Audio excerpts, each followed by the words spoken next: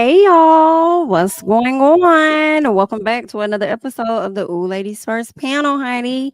Happy Thanksgiving Eve, y'all. We are here to have a great conversation as always. So make sure you guys are coming into the video, you're liking, and you're also subscribing to all of our channels. Okay. All of the information is available for you guys on the screen. Okay. So get all your information there. Are you ladies ready? Yes. Ready, Eddie. Yes, let's get into it. Hey y'all, what's up? How Hey, y'all feeling this week? feeling great. Yes, feeling good, feeling great. How are you? We Uh, love it. feeling good, Blessed. I love highly it. favored. I know that's right. hmm A That's lot to be God, thankful like for. Stacy said in her interview. Yeah. Did y'all see the So interview of Stacy? the after show, or It's some was it a interview she different did one? on a news station, and they were telling her how Oh, she exudes positivity, and she said, "That's God," and everybody was like, "That's funny. That's Stacy God." funny. Stacy's funny. I I like can't wait till we talk about Stacy because Stacy, I like her. I like her hmm too. I just been noticing that I think it's a little fakeness, just a little piece, because that voice hmm changed, and I liked it. It's gonna change next episode too, and I'm like, I'm liking the voice. I'm liking the switch up, Stacy. Okay, bring Detroit out. But hmm I got a question for y'all, and I came across this tweet over on, of course, Twitter. So I want to ask y'all the same question that I saw. And the question is, who is the most problematic? Matter of fact, I don't even think the question was who is the most. I think it was how many problematic artists do you guys have on your playlist, like in your phone, on your music How playlist?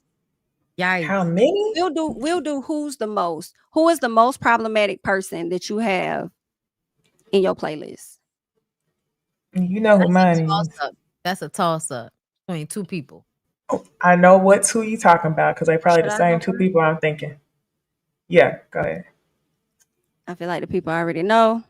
Christopher Uh Maurice huh. Brown is the most problematic Oh, person. I didn't even think about him. That's That crazy. is It's Even crazy he didn't even come to mind you for didn't me. even think about him. For it's me, it's Puffy okay. Mm-hmm. Okay. Mm-hmm. and it's Robert. And Roberts. Because this is the remix to Ignition, hot and fresh out the kitchen. No, really, that's what I was thinking. Which one is it for me? It's one song that come in my Puffy. do, do, you're so sexy, Yeah. perfect. Is that Neo? Who Yeah. is that? I No, like that's R. Kelly. Kelly and R. Twister. Kelly and Twister. That song pops up in my rotation at least once a Yes, week. my shit. That last Once a album. week. See, and I felt terrible because I actually bought. Like I bought. See, that's what everybody don't be understanding, girl. I love these problematic niggas. That's why it's so hard for me. That's why once I said fuck them, I mean it. And I had to let them go because, like, for real, y'all, when I tell you, like, R. Kelly's music was such the soundtrack to my life that we put the Piss on Me song that Dave Chappelle did making fun of R. Kelly's song, Ignition.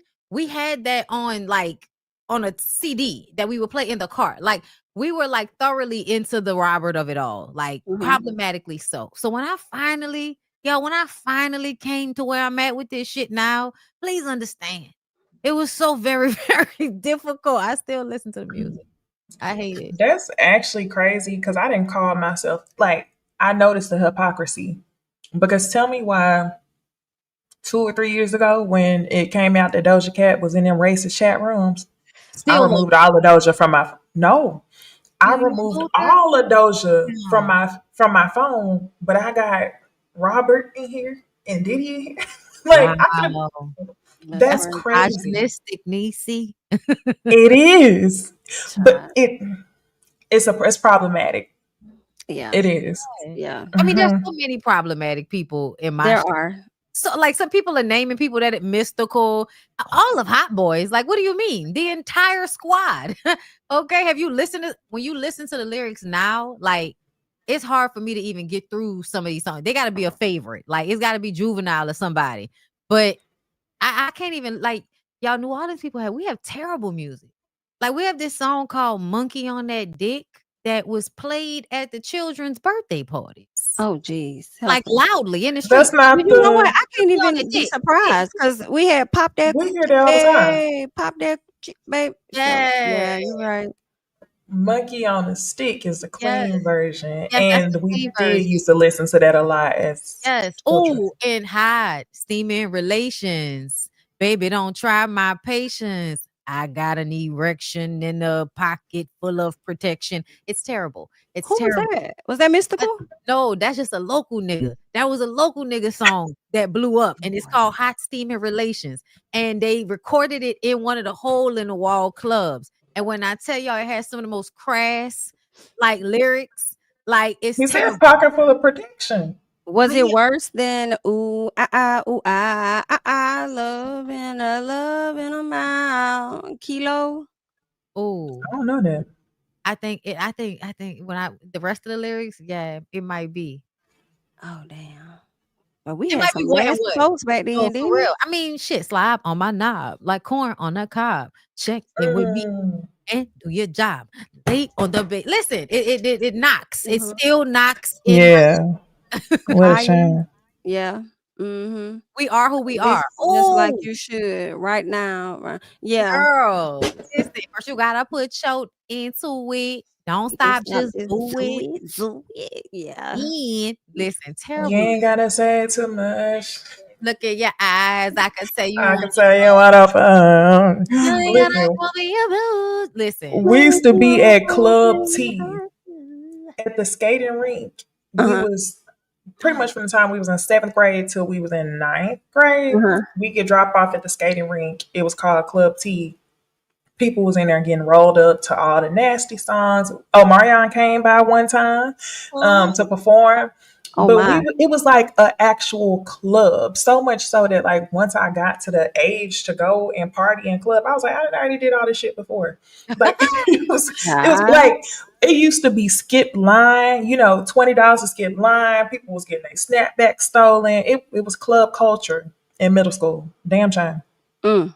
Yeah, we had a few of them too. Sharkies, the Junction, and it was one more. Oh, that's when I think they started throwing stuff at like the governor's house. It was like a hotel. They had like a conference center. And they would just like throw parties and stuff, whatnot. But yeah, Why y'all just in the comments naming straight sexual clubs. songs? That's not no. Listen, the song being sexual is not the problem.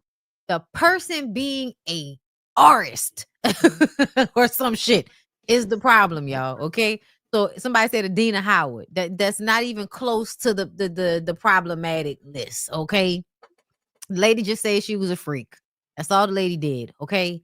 We talking about people that was actually out here stealing coochie from people. Like, Ooh, just breaking laws. or Mhm. whooping asses.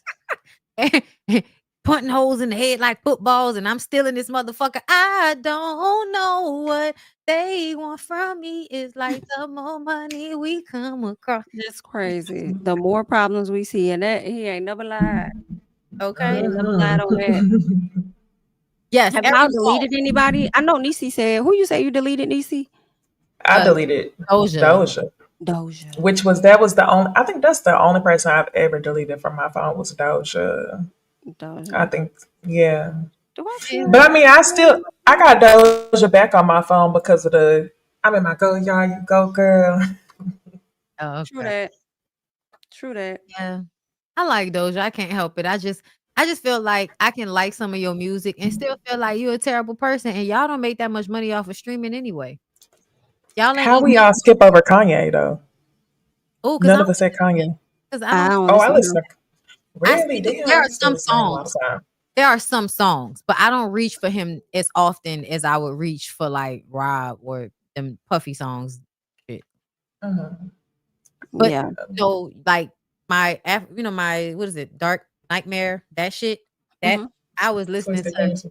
because yeah, the shit was in my head. And I was like, what is this song? And it was that why are you so paranoid? And I forgot that used to be my shit. Baby, don't worry about it. Remember? That used to be the I don't shit. know that one. You don't know Paranoid? Who? That was Robert? Mm-mm. No, it's Kanye. No, Kanye? Kanye. Oh, we talking Why about are Kanye. you so Nah. paranoid? Mm-mm. That was from that album, the Twisted Dark Fantasy album, I believe. But No, that was 808s and Heartbreak. Okay, thank you. You know, we owe. I But still all listen to Life of Pablo, yes, all of the College Dropout, that gospel album too. yeah, but Oh, I okay. just I stopped reaching for him a long time ago. And then if I see him talking about or to some Jewish people one more time, like I'm tired. Please leave them people alone. Damn. On my behalf. Or all of Okay. them I have. don't want to hear. No, I'm just saying because leave him alone. I go, don't get Now, somebody said Trey Songz, listen, he will always be problematic, but let me tell you, that Ready album, stay your head. Oh, I that's don't listen to Trey. I don't have any Trey. I used to love Passion, break that Pain, and down. Pleasure. Jupiter Love, red lipstick on.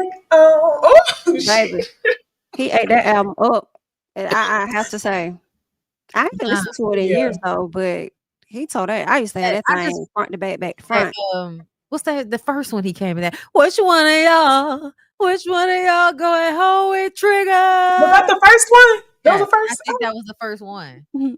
Or was it When LOL smiley to face? bed. I feel like that had to be like because I remember Oh, his Spoken song. Reasons was making fun of him and was like on a bed over the girl with the ice.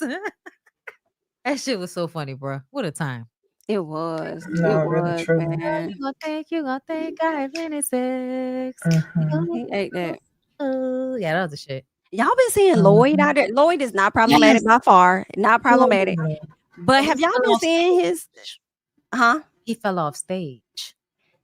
He fell off. I know he fell on it. He fell off He it tripped on too. the stage. Tripped. Okay. I Yeah, he just tripped on the I was stage. like, oh, not he was again. James Period. Browning. He was James Browning and he took a tumble. He did. The way he laughed at himself, I I said I would dressed have had like to him laugh too. too. Yeah. Yeah. They all dance weird. That's what I was laughing about. I was like, all these niggas be on their concerts dancing so funny. And it's like they know they look funny like Maxwell. Like Maxwell be doing all kind of shit, bro. And then they always have on pants, like these high water pants. So the shit that they be doing be over exaggeratingly funny. And then of And course, it's the fact that it was yellow. It was yellow. yeah. He was That wearing a makes yellow suit. yeah, he was. Makes me think of Anderson .Paak. Now I haven't seen Anderson fall yet, but when I think of a person doing a lot on stage like James Brown, I feel like Anderson .Paak may do that. That's Mariah Carey's man. The Yeah, one that was getting his life sitting next to her Yes. when she looked at him. he always be wearing a wig. He do? Don't Anderson .Paak be wearing that bob wig? That's Uh, him. he's the one who was performing with the group with Bruno Mars, right? Yeah. Yeah, that's him. That's him. Yeah, he do wear the like coconut from Nasty Classified. I guess it is. I believe. Where on that? I don't know. Hilarious. They've been wearing in a robe. I look too good. Leave me Mm-hmm. alone. Thank you. Okay. Give me some more wine. Well, that was a good conversation about problematic artists, but it seems like we cannot escape artists in entertainment as a whole, even if you're an actor, okay? Because you're an artist in some type of shape, form, right? Because I want us to Mm-hmm. tap into a Mike Epps, okay? So let us slide over here, get into Mike Epps and what he had to say about SNAP benefits. Let's check it out. When these food stamps and stuff get cut off, don't worry about that. See, black people, we've been getting our shit cut off. We've been getting our doors kicked in and stuff. This is not for us. So don't take this as personal about the food stamps and all that. I'm actually glad they cutting some of these niggas off food stamps because some of us need to not be on food stamps because it's a trickle down effect. You get the food stamps, then you go buy the food that give you cancer. Then you eat the food that give you cancer. Then you're sad. You walking around here upset. Your diet's fucked up. Now I'm gonna tell you some honest God truth. Your diet then sent a lot of niggas to prison. Explain. They're gonna take all of this and put it on Fox News. Yeah. And it's gonna say Mike Epps says you niggas don't need to be on food stamps. You think so? Yeah. And you gonna go viral. And they gonna call you MAGA Mike. Sounds about right. Sounds about right. But he did come back and it looks like he addressed. Well, no, there was another situation that happened that he ended up addressing. And that was the situation about the prisoners where he felt like people shouldn't, what was it, Bondy, about the prison situation? They shouldn't be like having parties and celebrating when people get out of prison, which I agree with. And He this said is what they're he. failures. He said you're a failure. Oh, wow. Unless you ain't do it. That's the only time if you ain't do it. And the That's what he people had said. Yeah. backlash about that, obviously, Not for me. because he wanted to speak to that. What's up, y'all? It's your man Mike Epps, man. I just want to get on here and clarify and clear a few things up. Number one, about the brothers coming home from prison being celebrated. I've always been a part of reform. I got brothers right now from my hometown that I'm trying to help come home. They've been in prison forever. I think you guys might have misunderstood what I was saying. I might have said it the wrong way, but what I was trying to say is we don't want to send kids mixed messages about coming home from prison being celebrated, feeling like you got to go to prison and do 30, 40 years to be celebrated. I think you guys misunderstood that, misunderstood what I said. Wasn't saying that it was wrong to be celebrated, but we don't want to send a message to the kids saying prison is great, that you want to go home, go do 30 years and come home. I don't think that's cool. So I'm sorry if anybody took it the wrong way and got offended. I love my brothers. I've been incarcerated myself. I understand what that is, but We know. I might have said it the wrong way, but I mean well. And I love you, brothers. Free my brothers that's coming home. My man Derek, free all the guys that's coming home, man. And about the food stamp thing. The food stamp thing was misunderstood too. What I was saying is that we need to break the cycle of being on food stamps. There's 3 generations of people that have been on food stamps. Of grandmother, mother, and daughter. That's crazy. We gotta do better. We can't think that we need assistance. I know there's some people out there that need assistance. That's well, fine, and understood. But there's people out there taking advantage of the system that's not good. So just want to apologize if I offended anybody. I love y'all, man, and keep on doing the right thing. Peace. All right. So he wanted to clear that up. Any thoughts on the prison and the food stamp matter? I'm just Immediate. go ahead. I was laughing my ass off because I seen it was a trend on TikTok not long ago where it Mm, said something like, if I took my mom out or if I took my dad out in public, they would be so cancelable because they're boomers.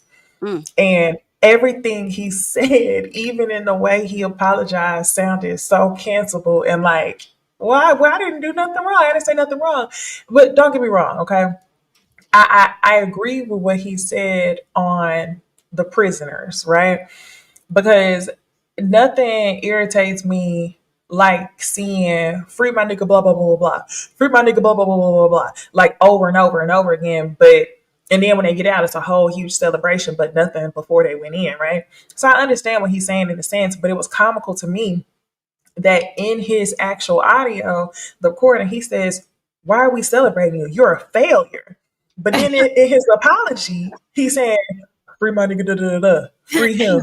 You Exactly. know, so, like it's funny because I'm like, well, damn, you said free Daniel, but in the same breath, not too long ago, you said if you went to prison, you was a failure. So is your homeboy Daniel a failure? Like the And apology is just he sounded the so failure? ass backwards. You was talking out the side of your neck, so it was just comical to me. Um, the food stamp situation, okay. He said 3 generations should not be on food stamps.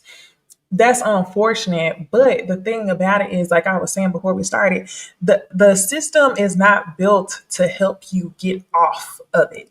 What Right. you need is the helping hand of someone who is privileged, whether that be a white person, another black person that looks like you, to pull you out of your situation and break that. You cannot just do it because you're the smartest or because of this. You need somebody who is privileged to choose you or give you an opportunity. So Mhm. until that happens, there's gonna be 3 generations of people on there. So I just think it was ignorant for him to speak on that, but very boomer like.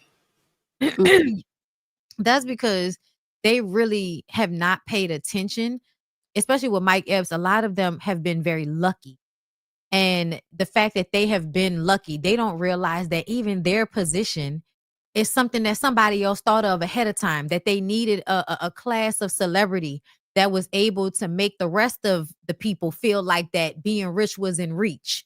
And that means y'all will keep working in these systems and for these corporations that are lobbying against your fucking rights. You will keep buying into that system because you really don't know what's going on. And I wish before people spoke about shit like this, they would understand history. And I saw Mhm. a post today talking about how rich white people or rich people, period, they're sending their children to school and their children are studying history. Like they're actually being history majors and shit at some of these Ivy League schools. And the Mm. reason why is because if you understand history, then you can understand everything else.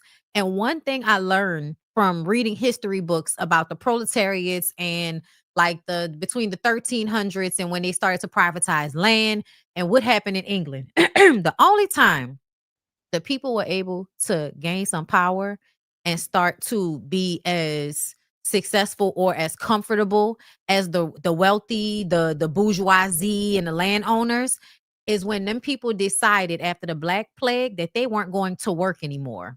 Mm. Everybody was like, fuck this. Half of the population is dead. I don't want to work for y'all. I would rather drink this liquor and eat off the land of what we got until we all out of here because so many people, I think like over 50% of the population died in a Black Plague. So Mm. it left all of these landowners looking for workers, and the workers decided that they weren't going to work if they didn't feel like it. So then they would Mm. do contracts and they work for a certain period of time. And it wasn't until the bourgeoisie noticed that they were dressing just as fine as them that the church and the bourgeoisie got together and decided to create dissension by creating an inflammatory situation between women and men. Because women were the ones that worked these jobs that would organize how they would fight for their rights, and the men would follow in suit. So when they created this dynamic where they took the rights away from women, and then kind of created these state and church sanctioned brothels. So they rolled back all of these rights on women and made it easier for men to abuse women. Like they actually made it a thing so that they can create this dissension. Because when the men weren't listening to the women, now nobody's listening to each other, and y'all are not fighting back against the actual people that are taking advantage of you. So once I understood that shit, I understood, and also understanding that people rarely get out of their parents' tax bracket. Most Mm. of the time, you might go one leg up, but for most people will not get out of their parents' tax bracket. And y'all work so hard, corporations, not to pay people enough money in order to do that in the first place. So that lets me know that it don't matter how much somebody work if they can't find a way, if they don't have somebody that has a little bit of something. You know what I mean? And if Mhm. your boomer parents had an easier time at it. So your boomer parents were able to actually work and like accumulate things, and then they inflated the cost of everything and kind of cut it off. All of this happened during Reagan years. So the money that they was able to make now we can't make because of laws and shit that they voted for. So it is a different situation now, and people really need to be clear about that the world you lived in the 70s and the 80s and even the 90s is not the world that we're living in 2025. This requires more than what y'all are prepared to do, you know? Mhm. So yeah, that's my spiel. Facts. My Yeah, spiel. I don't have a whole lot to add to that aside from the fact that I definitely agree. And I think that history is always the part that's missing when people give their, I hate to say uneducated, but lack of a better word, uneducated opinion on the SNAP situation. So and it's like you think a lot of these people really want that. Like a lot of people trying to be where the hell you at. You the one that got money, you can take care of your family. Like that's what I mean. Other people want to be there too. You think everybody want to be on that shit, but like Necey said, like it's set up for you to kind of stay in that damn position. You Yes. know, Like the government and actually did like a deal with like Walmart and them to not pay, and the government incentivizes them, and then it keeps people on the government assistance. It's this mhm, hand washing thing that's happening. right, right. You And then you need know, I somebody to pull also you up. I get a little tired of them too when they say, especially the ones that's wealthy, them who I'm talking about. I hate when they talk about what people shouldn't be doing, but y'all not talking about what y'all are doing to probably help out in some type of capacity. So shut the hell up. Okay. Another thing, when he talked about the prisoners, like I understand that they probably shouldn't be celebrated, but I could care less if they are, they're not, just a little bit, because I mean, shit, That's a they good point. everybody don't survive prison. Some people do. They're able to come out. They That's might a end up good going point. back. Some people able to stay out. Congrats. And then I also kind of related a little bit to the military, and people gonna be like, Jamie, that's so far out of bounds. And you may feel that way, but I feel like a lot of times the military go overseas and commit crimes for America, and then when they come back, they're celebrated. So then it's like, Right. what You are they have to be still on doing? one accord about this If they shit. want, if I they get want to that. celebrate Okay. The governmental gangster. The them, only reason I agree with what he said about it is because I peeped how in some black families they don't celebrate people going to college the way they celebrate a nigga getting out of and jail. out.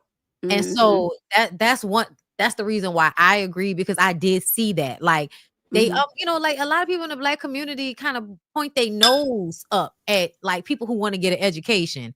But then niggas do street shit and it's all this like reverence and respect. Validation. Yeah, for you. Free such and such. Free such and such. Chili backwards. And I understand that part too, and him saying, we don't want to send the wrong message to Yeah. the kids that, in order to get your stripes, you got to go out here and commit a crime and all of that. So I Yeah. definitely And that's the message that's being understand sent. that. If Yeah. you went to jail for like drugs and you was in that bitch for a long time and you finally got out, I do think people should party for that shit. I do. Because I feel like they was doing too much. Like if you murder somebody, I'm not Yeah, celebrating. you getting primarily, out. yes. Yes, Yes. murder, nah, Exactly. yeah, I'm not absolutely. Rape, celebrating that. violation of children, no. Right. But if it's like, Oh, and for that's what I'm sure. thinking Cut it off. about. If it's more so like weed, because I feel like a lot of people are still locked up for like Yes. small things Specific. dealing with Yes. weed. It's like, why should they not be celebrated?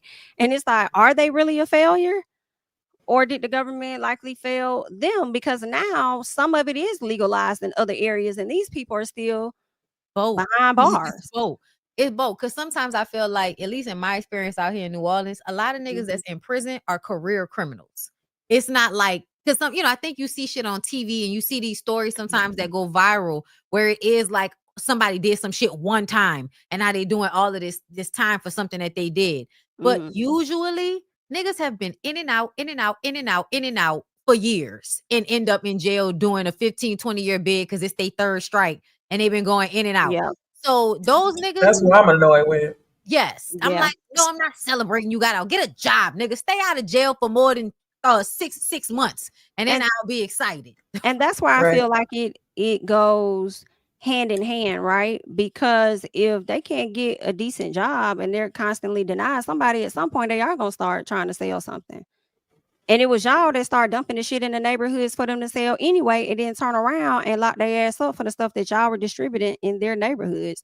So it definitely, to me, like, yeah, it goes hand in hand as far as fault being taken upon them as well as the government.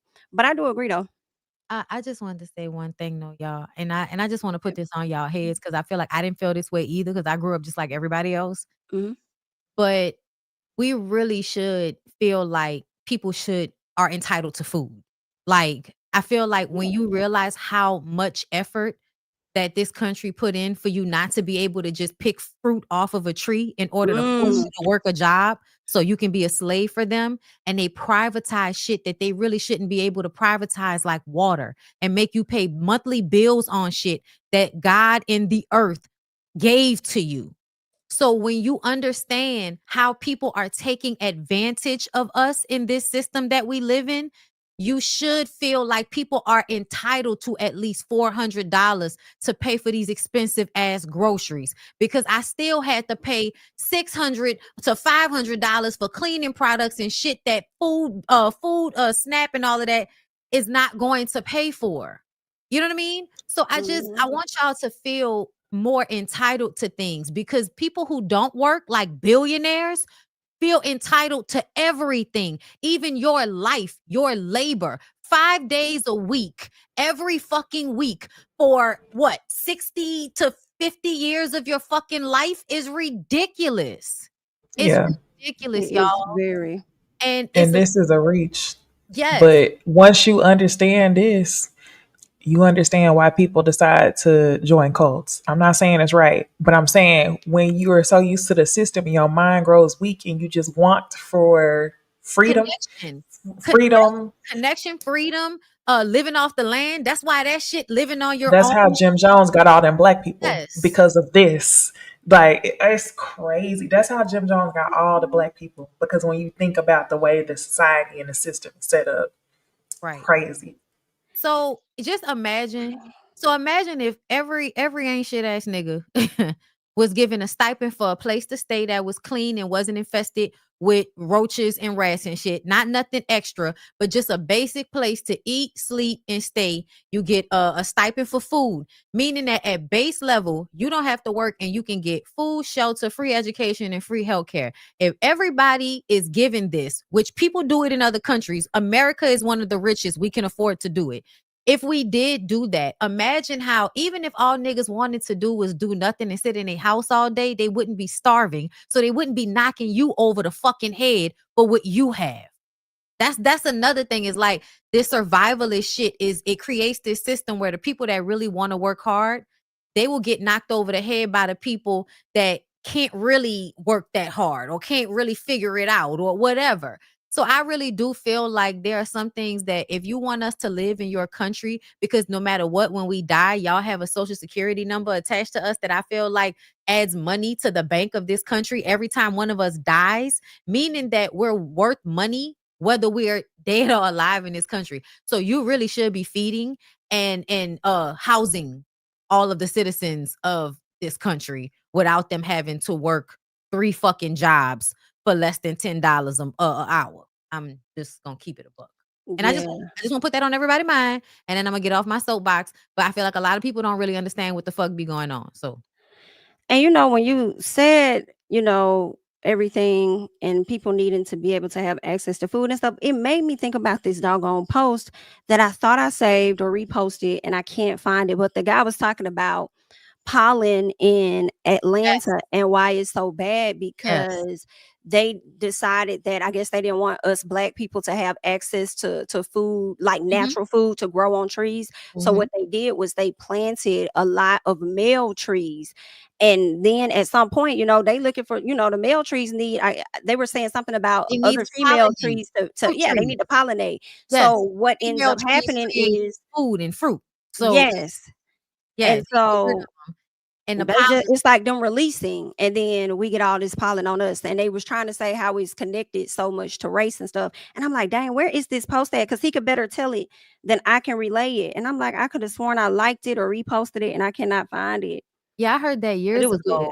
A part of the Reconstruction era was them deciding that it wasn't just, it's not, y'all, they don't just do this to black people. They wanted to do this to everybody in this country. If you live here, you have to work to eat because we got rid of all the fruit trees, all of the female trees, Mm-hmm. so that you would have to work in order to eat. That was something designed because this country is not really a country for the people. It's a business. It's a business model that somebody employed, and they create an image that makes us feel like it's a real country, but it's really not, because if it was, we would not feel like we weren't deserving of these things that other people give their countries. But racism is what stops them from doing it. Like it helps them, like it's a tool. Racism is a tool. But essentially, when they decided to do that, the overpollination from the male trees not having any female trees to pollinate creates all of the allergies that we have, which then funds the all of the pills that you have to buy. You know what I mean? And then those things have issues on your liver when you take those. So now you're at the hospital for that. When you want to talk about a trickle down effect, that's the trickle down. And the things they put on our food. So you got JFK acting like he was going to do something, but no, you really just roll back regulations so the EPA doesn't even check half the shit they should.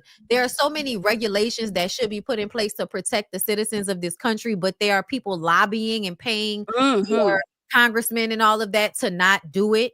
So yeah, I mean, that's why it's so frustrating sometimes, because people really don't be knowing what the fuck they talking about, and they watch clips of things and they think they know what the fuck they're talking about.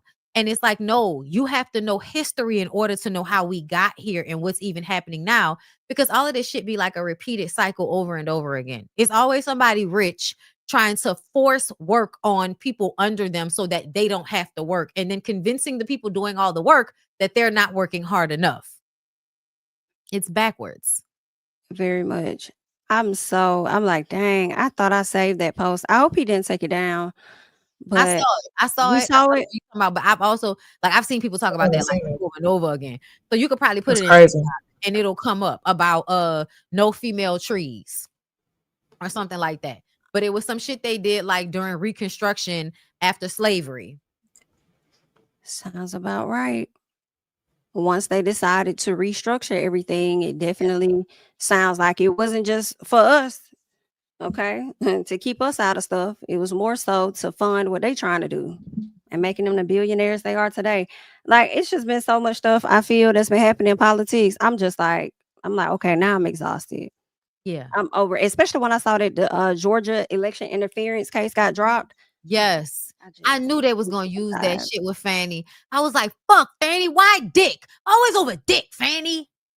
Oh my God. Cause y'all know that's why they, said that she was a problem, right? Because she was fucking a dude that was a part of the trial with the niggas. Yeah. And they was able to use that.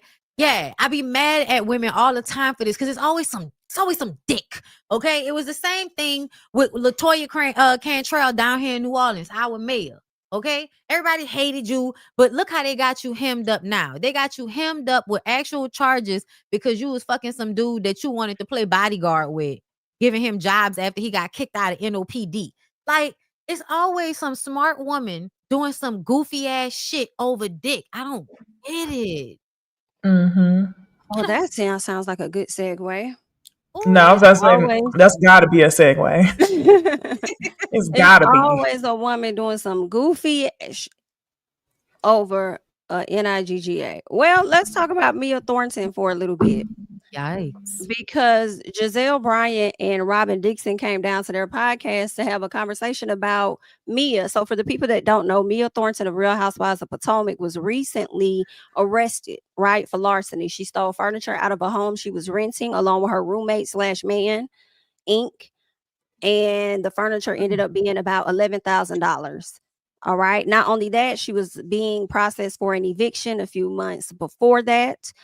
And from what I'm understanding, she had another eviction prior to that in March of 2024.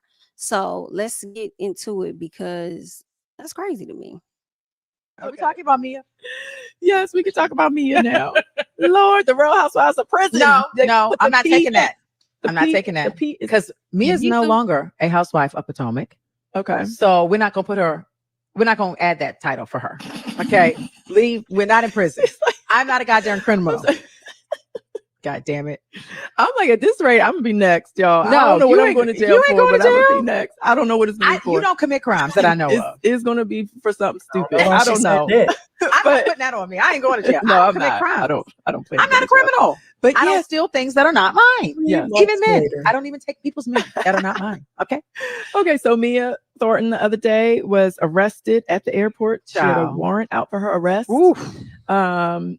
For stealing furniture from a Rental property.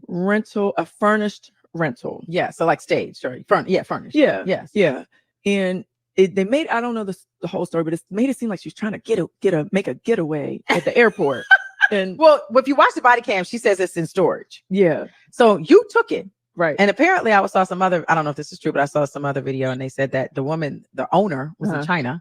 Okay. And I guess Mia thought this woman was never coming back Okay. and took her furniture.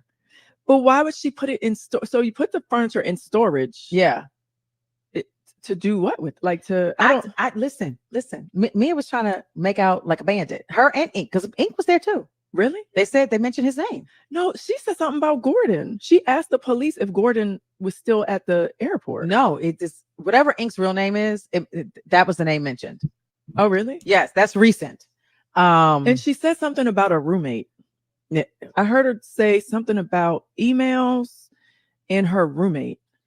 Okay, so this says update: Mia Thornton accused of moving out with ex-boyfriend DJ Ink. I don't know that I believe this headline. Oh, this headline is not true. Yeah, I don't know. I mean, In a report, condo management company alleges that Jared Fields McCool. Thornton. When was her last name? Fields ever? That's her maiden name. Okay. As Jared McGriff. Okay, yeah. So he's Jared. Yeah. This is allegedly. We're going. I don't want nobody coming for me. Okay, so his name was probably on the on the lease. Oh yeah, Okay. but that doesn't mean that he was involved in stealing the furniture. But he's going to be blamed if his name was on the lease. yeah, He's. but my thing. We're Okay, talking so, about $11,000. Like, what are we doing here? right. Me, a girl, you could have called me. I'd have probably given you $3 for some furniture. I'm just confused. My confusion is, okay, so they're moving out in the middle of the night. Like, how? I don't. If there was a warrant out for your arrest, this has been ongoing. I don't know. It's very confusing. It's all strange. Very confusing. But at the end of the day, it is a crime to steal somebody's furniture. Yes. And I'm sorry that she's, put herself in this situation. Sorry. Are you? I am. Why? You thought about it and you decided to commit a crime. and now you feeling sorry for her? I don't. Okay. I feel that whatever's been going on in her life lately, it's not just this incident. I just feel Have like you talked to Mia? I have not. Okay, so how do we know she's going through something? I'm just saying, okay, let's start with her family, she got a divorce, they lost their business, she got a kicked divorce, off the she show. left, You town feel bad for for a her because she man, got kicked off the show. which You kind of got like kicked off the show, bitch. ended up being the demise of her on the show, which I think she probably had planned to be on the show for a while. She moves to Atlanta for this man. She breaks up with this man. She gets with another man. She breaks up with him, or Are they breaking up with her? okay, they break up. Okay. I'm just saying, I just feel like she's like searching for something, and like, just something's not stable in her life. Mhm. That's just my perception from what I But see. this is called life. It seems like life is lifing for her. Yeah, And when life starts lifing, you've got to make good decisions. Yeah. Got to make great choices. that's true. I think she's making some poor choices. Yeah. That in those cases, I never say, you know what, I feel sorry. Not in this case, goddamn it, because we know Mia. She did this and she thought about it, and this is what she decided to do. Yeah. Okay. Okay, but if you want to feel, because Robin's always feeling sorry for people, I'm here for you on that. But I'm just no. I just for anyone that is going through any type She's of not on my prayer list. issue, okay, I just hate that they have gotten to a point where they're in this situation. That she felt like she needs to steal 11,000 Yes. TV off a wall. Yes. This, you know how much TVs cost nowadays? $50. Like, this is not expensive Right. shit. It's like, what's happening here? Why is she taking furniture? Yeah, I don't know. That's the part I don't understand. If she moved out in the middle of the night, why do you put it in? I don't know. It's don't make no it's sense. weird. I don't think we have all the details. But Let me tell clearly you, I'm need calling she Jacqueline over should the have given weekend. the ladies furniture back. I'm calling Jacqueline over the weekend. You I'm gonna gonna get the tea. No, matter of fact, I'm gonna have Ashley call her. Because Jacqueline, we know she loves spilling the tea. Jacqueline gonna give it all the business. Oh my gosh. I was talking to somebody about it. I can't remember who, and they were feeling like she did this as a stunt.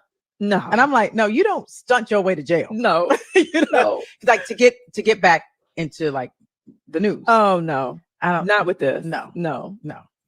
I do want to say she looked very good in her mugshot. Did she? Yes. Okay. Her mugshot, she looked good. Better than Wendy. Oh yeah.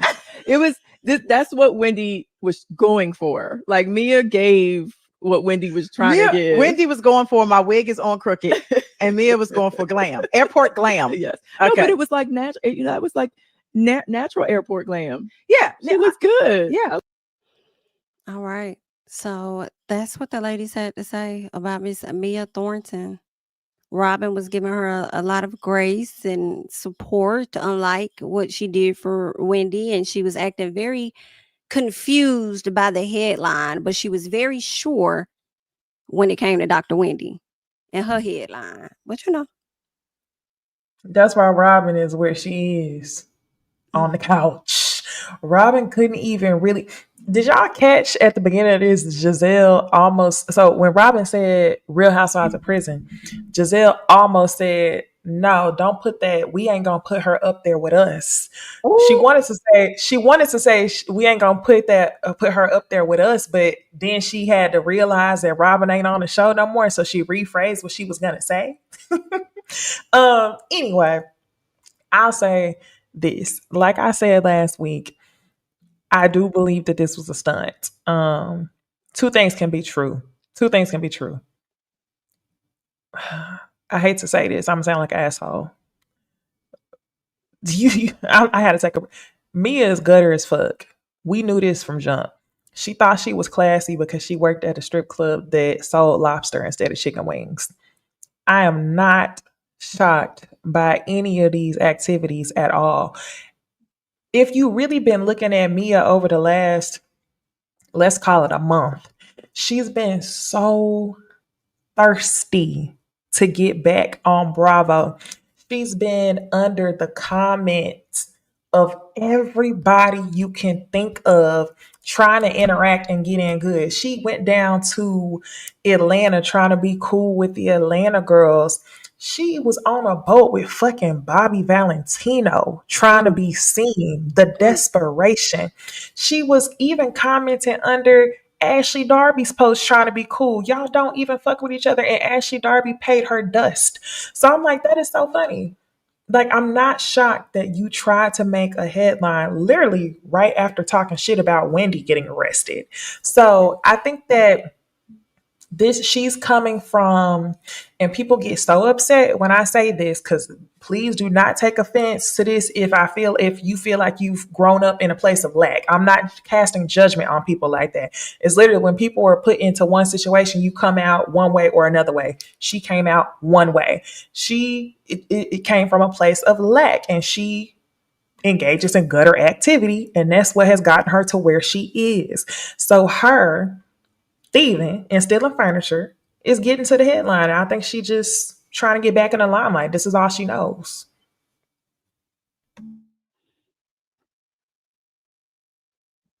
That's possible.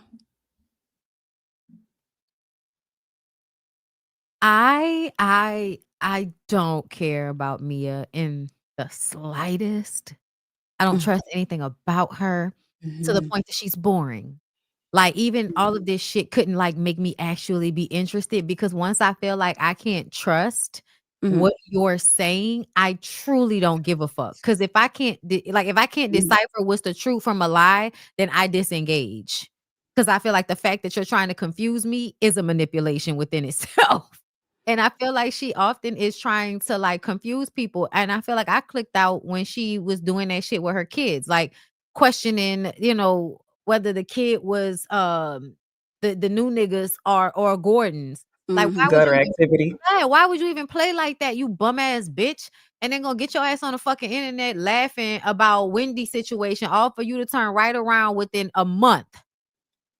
But stealing a TV off a fucking wall when you could get a TV for $265, 65-inch down to the tall J? Yeah, bitch. Your life is. I went and picked one up today. Listen, I was about to my TV fucking up downstairs, acting weird, and I had to like turn it off because half the screen was static. I was like, bitch, am I gonna have to go back to Target and get a new TV? Like, don't make me do this. I just came from over there. But at the end of the day, I just kind of feel like I hate when grown women have these like erratic, unstable lives like that. And to me, she has like this erratic, unstable life as a 40-something-year-old woman. And then you care so much about image. And it's like you were talking about how much money I'm making $40,000. Like, we knew you really wasn't making it like that when you was that excited about it. So yeah, I just kind of feel like she's always been fraudulent. So I'm just kind of tapped out on Mia's weird ass. And I'm glad she's no longer on the show. Even though I'm lackadaisically watching the show. And the only reason I'm watching it, I ain't gonna lie, y'all. Y'all want to really know why I watch the show? Nothing else on? Well, I watch it so I can know what's going on. So when we talk about it. Yeah. But Stacey. I watch it to watch Stacey. I'm not even gonna front on y'all. She's hilarious to me. Like her dry humor. When that we're gonna talk about it later, I'm sure. But that sweaty big titty bitch. Arabella.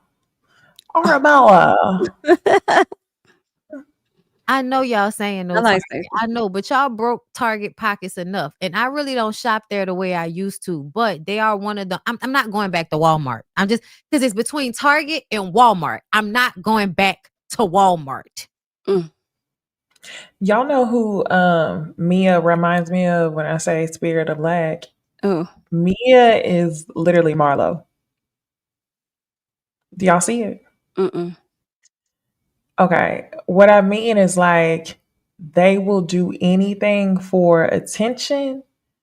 And like, they're desperate and thirsty to keep the opportunity in a way that other housewives aren't, because they come from a spirit of lack. And when I say desperate and thirsty, I mean they will reach the furthest when it comes to storylines, reads, things like that. Yeah. Like Marlo used to, like I say Marlo, Marlo used to do below the belt nasty ass reads before everybody started doing it.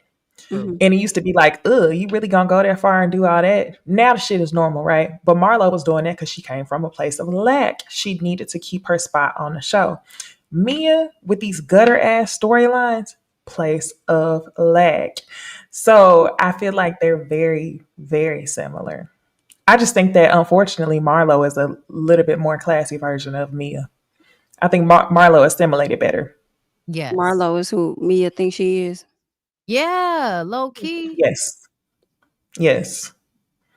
But you Yeah. too busy moving. See, what Marlo understood is that you could never like really depend on no nigga for real, for real. You could get what you could get Yeah. out of him, but you can't depend on him for real, for real.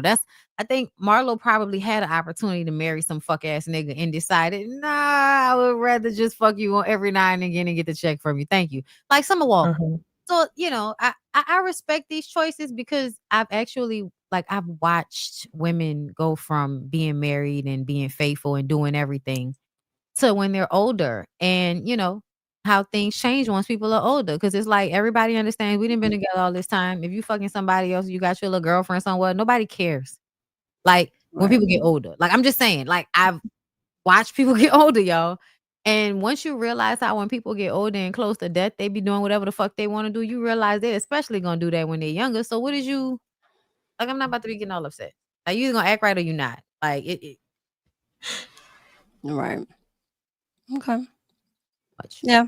So I hope she gets it together. It sucks that she came down here to be with a man that led her into an eviction and into a jail cell. So I Right? really hope A that she bum. figures that out. Mm-hmm. A little That's bum at sad. that. Just a little bum. I hope the dick was worth it. I hope he was a kickstand. That's what I hope for the girls. Cause I feel like there's not enough good sex going on, even with all of this. So if y'all gonna be playing yourselves, can y'all at least be busting a nut or have a nigga, have your eyes rolling in the back of your head? Do something. That's crazy. I really just feel bad for the kids, them being uprooted, only to be uprooted again. It's crazy. Well, I mean, aren't they with Gordon? Are they? Or yeah, I was like, are I they? thought they were She with seemed her. Oh, I think they probably with Gordon, and she might just have them kids every now and again. I feel like Gordon probably got them kids. I hope Gordon got them. Gordon is going to give them a stable home. Please, She ain't Gordon, got. kids. I Please. don't think she got them. That's my vote. She ain't got them. Everybody that think that I hate men, listen to me. It has to be very specific. Please, Gordon, have the children. The mother should not have them. He ain't got 'em. Please, Gordon. I'm sure Gordon got the oldest one too. I That's not trust biologically Gordon. his. Exactly. I trust Gordon. Well, with his the dad children. lives down here. Let her tell it. Remember, she was finna fly down here to be with Ink, but made it seem like she was coming down here to see her son, her oldest son, who now lives with his dad here in Atlanta. Bitch, what? What? Hmm. She has another child somewhere? Yeah, she got I think the 2 with Gordon, and then she has an older son who's in his teens. I had no idea. I thought she just had the kids with Gordon. I didn't know. Yeah. He was on the show at one point, but yeah, he's with his dad now. Oh, he might have been younger back then. Yeah, I think so. Okay. And I Yeah. just might have When he assumed that first they came were on the all show. Gordons. Okay. Yeah. But Mhm. yeah, that's oh my God, I don't like that lady. Cause to me, like you're gonna raise like your sons are gonna be beating on women somewhere because my mom was a hoe. And so now I'm angry about it for the rest of my life. Okay. You think she Damn, raising I some hope Stevie not. J's? Girl, yes. Did y'all read the Millegro Graham shit? Did you read it, Jamie? No, what happened? Girl, I was reading the breakdown Megan Kuniv did of Megan and Millegro in court. Yeah, why Millegro was telling us how her mom was like a video girl and hypersexualized, and that got her mom in a lot of trouble. And she just really has a problem with how hypersexual everything is now, and there's no substance. So basically, you hate your mama, and so that's why you hate Megan Thee Stallion. I was reading it today, and I was Everything's hypersexualized. that's But what did she go down to the courtroom with her titties out in that outfit listen. when Tori was there? That's what you said. She hate her mama, so she hate Meg Thee Stallion. That's right. That sounded about right. Yeah, that's what I'm seeing. Okay. Like the girls that are hyper fixated on other women like that, like they really hate their moms. Like they're pissed off at their moms, and they if they see a woman that looks like their mom, but I'm like, Megan is not anybody's mama. So I don't know why y'all are pointing that energy at her. But that's what's happening, because that's what she was saying, y'all. She was talking and talking and talking about her life, like she was just waiting for a moment. So she gave the actual, like, kind of like a transcript of what she said and what the young lady said, what Megan said on the Megan Cuniff on her site. She has her website, and she's been doing like actual updates, of everything she's been doing on Twitter and putting it together clean on her page. I need to go and see, because I know today was like the last day. I don't know if they decided or not what they were gonna do. I didn't see anything, but I just knew they was gonna get a verdict before Thanksgiving. Yeah, that's what I thought. So I might have to go check, but I hope they did. And yeah, I don't like. The last thing I saw was she said she was related to Beyonce. That was the only thing I saw on Twitter. I'm sorry, bitch. What? That's what they said on Twitter, that Milagro said she was related to Beyonce. Oh my God. That's oh my Who's God. Milagro? Who's Milagro? That's the one that was putting out lies by like Tory Lanez during the trial. She put out that fake porn, like she shared a link of that fake. This the one that's getting sued right now. Yes. Yeah. Milagro Grams? Who's Milagro? Yeah, that's the name. She was, Okay. I guess, she had a station head. Apparently, she got a deal with station head doing live 5 days a week, 5 hours for $6,300 a month. I said, bitch, 5 hours, 5 days a week for $6,300. And that sounds like a 360 deal. 5 hours? Girl. 5 hours, 5 days a week? Girl. That's a 360 deal. You're working what? Girl. And then she lost that when she did all of this shit with Megan. And so Tory was sending her money, but she also said, not Tory's daddy was sending her money, but she said that she actually sent Tory money. And she has kids, y'all. She said he sent some coats and stuff to her kids one time, but she sent him money when he was in jail. I said, what? Wow. Wait, I'm still sure. Hold on. Did you say 5 days a week or 5 times a month? No, 5 days a week, 5 hours a day. Hold on. Station head. $6,300. 5 days times 5 times 4. No, for social media, that's way too much. For social media, that's that's too much time for only $6,300 a week. That's insane. I might do like disrespectful as hell. I'm about to tell you, bro. Like, so just to like give y'all a scope, I'll make double that and make half the videos. Like low key, I can make 3 videos in 1 week and make double that. She playing her. It's a 360 deal. That's 360 is crazy. Wild. I just want to say shout out to YouTube. But look though, here, I'm still over here like, but yeah, so how you got that deal though? Like, so it's like, okay, so that's another income. That's another right, income. because it's like, okay, but you could, I mean, if you know how to negotiate, you probably could get a better one. At least maybe we could. She could have got a better one. No, that's what I was about to say. Listen, 2026, I'm claiming it because it's people out here with shit, and I'm like, it's no fucking way that y'all ain't never heard of Ooh Ladies First Panel. What? Are you serious? Now, we don't want it for no $6,300 a month. That would never. We will pass on that, but we can talk. Like, I'm not understanding. I didn't know who Milagro was. I guess we gotta rub Stop feet playing with with me somebody in these else. comments. I don't like that. They be saying you are. I am not. I am in debt. I am not rich. You can't be rich when you in debt, bitch. I think they just trying to affirm you. No, they trying to make it seem like I got money so somebody could rob me. I don't have any money. Good night. Trying to put that on me. I don't have anything. Okay. I had a hole in my roof. I have a hole. I might have a hole in the ground. There's mold. I have things to take care of. This is not the life you think it is. What Funky Dot even said, rich like this, but not like this. Listen, no, for real. That's what it is, guys. And it's all Rich because like of you. Hard out here for a pimp. It is all because of you. Please don't misunderstand me. I am not doing this on my own. For sure. All right, y'all. Let's see where else we want to go with this. As we were talking about people that make poor decisions, I think I want to hop over here and get into Summer Walker real quick. Yes. Summer Walker out here looking crazy AF, but this ain't the first time because Summer has always given us some very awkward vibes, and she's continuing to do so. This audio dropped of her talking to this guy named Rich the Kid, right? And we're gonna play. He been around. Huh? I said he done been around. That's somebody, think baby. so. His baby mama was on a reality show, I think. I think it was the Impact ATL, the girl he with now, Tori Bricks, who Summer got into it with. But what I I'm thought hearing his baby also, mama was on Platinum Life. you know what? Maybe that was the first girlfriend because they saying that Tori, he was, I guess, with somebody else, or he was married or something like that, and Tori was the side chick.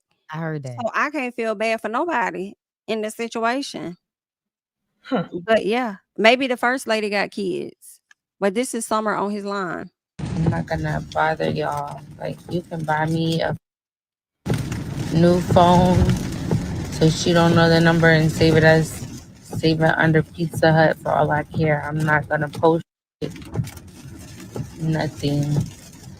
I'm not gonna, because y'all was never gonna stop with each other anyway. That's why I just like kind of just start shit up, because she was acting crazy. She's always acting crazy. She be fighting people and everything, calling the flower shop, looking for the address. Like, I don't have time for that shit. I can't have a serious relationship with someone when they baby mama act like that. So I'm so glad that y'all are back together. I want y'all to be together forever. And I just want to with you because y'all was never going to stop. Child, she basically said she just wants to, rock with him. She wants to be the side chick. She ain't trying to be the main chick or anything like that. Everybody heard the voice now. Now you still calling me right now, so what you saying? Yes, that's it, man. Thank you. I'm in India, by the way. India. So she could have had me, but she was begging. That's all. Begging. Everybody been him for years. He for everybody. So what's the problem? Like what? Like, you're never gonna leave. You're never gonna leave. It comes to a point where it has to be like a certain level of disrespect that you have got to come to. Like, all right, this is it. It can do anything to you. So if you're not gonna leave and he's gonna keep cracking that wallet wide open, then what can't we all just get along? You cannot catch every single one. He's never gonna stop. You can't stalk every single one of these hoes. You're gonna end up going to jail or getting hurt or like by somebody, not by me. I don't care that much. I'm having a girl talk with you. You really gotta cut it out, and you have to start understanding, like, okay, he's the problem. He don't like you. He don't like you. He doesn't like you, babe. He doesn't like you. If he liked you, reality check, y'all would be married with no scandals and no infidelity. Okay? Seriously, you gotta cut it out. Because I don't know what you're about to do. If you're like about to go out and on a tangent and lose your mind and try to start talking about everything me and that man ever talked about. It's childish. It's inappropriate. It's inappropriate, and it's it's inappropriate. It's really sad. It's sad. So from woman to woman, you gotta cut it out, okay? All right. These will be the last flowers I receive from him, okay? Okay. Everybody heard. That's insane. Hold on. I just want to be the side. That's what I was saying. Like, I just want to be the side, and I just want you to chill. I don't like him enough to lay up next to him every day. I don't even know how you do it. I'm not going to start talking about him. I'm not going to start talking about him, but you know the things about him. Girl, I don't know how you do it. I was just trying to play my little position. He clearly won't stop, and he's obsessive. You can like say that you're going to leave him alone, and he will just call you back to back to back. get to call your friends, get to call your manager, get to call your assistant, get to send and stuff. It's like free money. So why would you just every now and then you just give in? You be like, you know what? Let that take me somewhere. And I'm actually really glad you did this. Because I was this close. I said, damn, I really want to push and I really want a condo in Miami. But I really kept thinking about it. I was like, I don't know, because you act nuts. And this is what I needed to see. I was never going to get peace in my condo. You were going to tear. That's crazy. With this girl money. With this girl man money. So, of course, her and Tori go online. They're going back and forth. Tori accuses her of harassing her. She said that she tried to link up with her, saying that you knew that we was engaged. You was trying to link up with me to hang out. Whole time you was trying to smash my man or whatever. Tori posted a video of them being together, like linked up, and her rubbing on Summer's butt. And also she posted DMs. But for me, the DMs kind of gave that y'all didn't link up beforehand. Jamie, you said she was rubbing on Summer's butt? Yeah, let me see if they got the post up here. They had a threesome. I feel like it's giving sister wives high key. I feel like she knows exactly what that man be out here doing. Like, that's another lady. Let me see, because we don't really care about Selena. This was the video. But they still got it. There you go. Yeah, they had a threesome. They fucked her together. Because it's giving something. And I'm gonna just tell y'all, it might be problematic, but I'm on Summer's side because I feel like this is the least problematic Summer has been this entire time. Because she's been way more problematic in the past to me. To me, when she got that nigga Larry name tattooed on her face, when she decided to be with Lil Meech, who's real crunchy, and Just Hilarious said he stinks, he's musty, he looks musty. Like she just made worse decisions, right? And so to come to the point where she's like, I don't really want him, but I'm a Mac on him on his phone. Like, I'm drunk. I'm a Mac on this nigga. I'm going to tell him, that I just want to be the side. Because I really do just want to be the side. I don't want to be bothering him all the time. I want to have a good time. I want to get the dick. I want him to buy me shit. And then I want him to come home to you. I don't want to be his everyday. And so, like, I get it. And I also feel like the girlfriend knows he's out here. Like, y'all broke up and got back together because he's been cheating with all of these other people. To me, the only reason you would make it a big deal with Summer is because you can get clout off that. Because that's Summer Walker and he fucking somebody that's famous. But girl, outside of that, girl, you calling a flower. As soon as I heard she calling a flower shop, I was just like, yeah, Miss Girl, that's not your man. And people talking about it like they married. They are not married. They're engaged. And to me, the engagement might be a shut up ring. Like, I cheated on you, but I still want access to you. So here go a ring.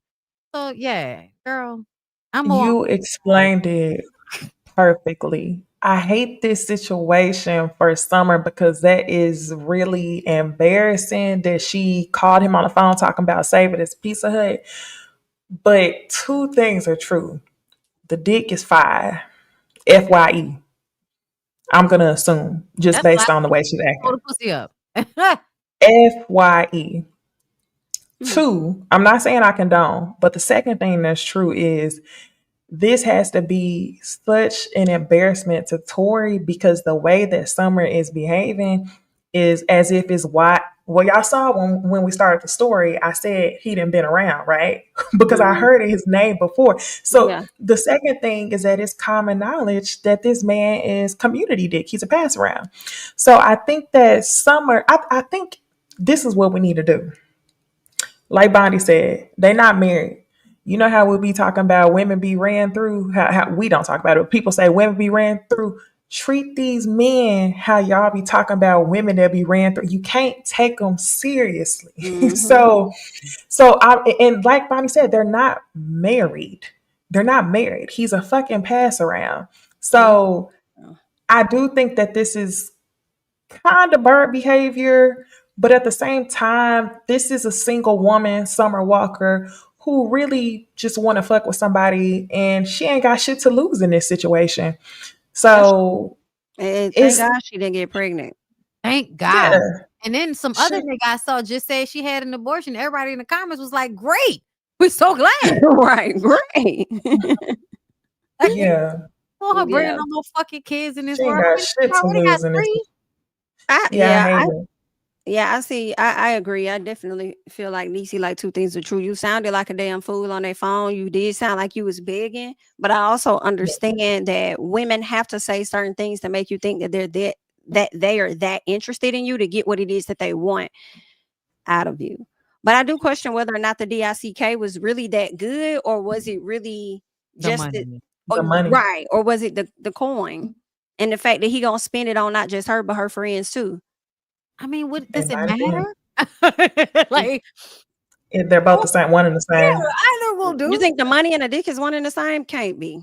I mean, in its Cannot value, be. in its value. No, you mean, yeah, that's what I'm saying, and its value. Like a generous man with a bunch of money is equivalent as To a a man man with with I got you. five, yeah, Yeah, FYE, to me, five dick. he looked like I think it's the money. at least he eating booty good. Like, he's young. Like, you got to be doing something good sexually, because it ain't like she thirsty for money like that. So I definitely think that the dick is probably a little long.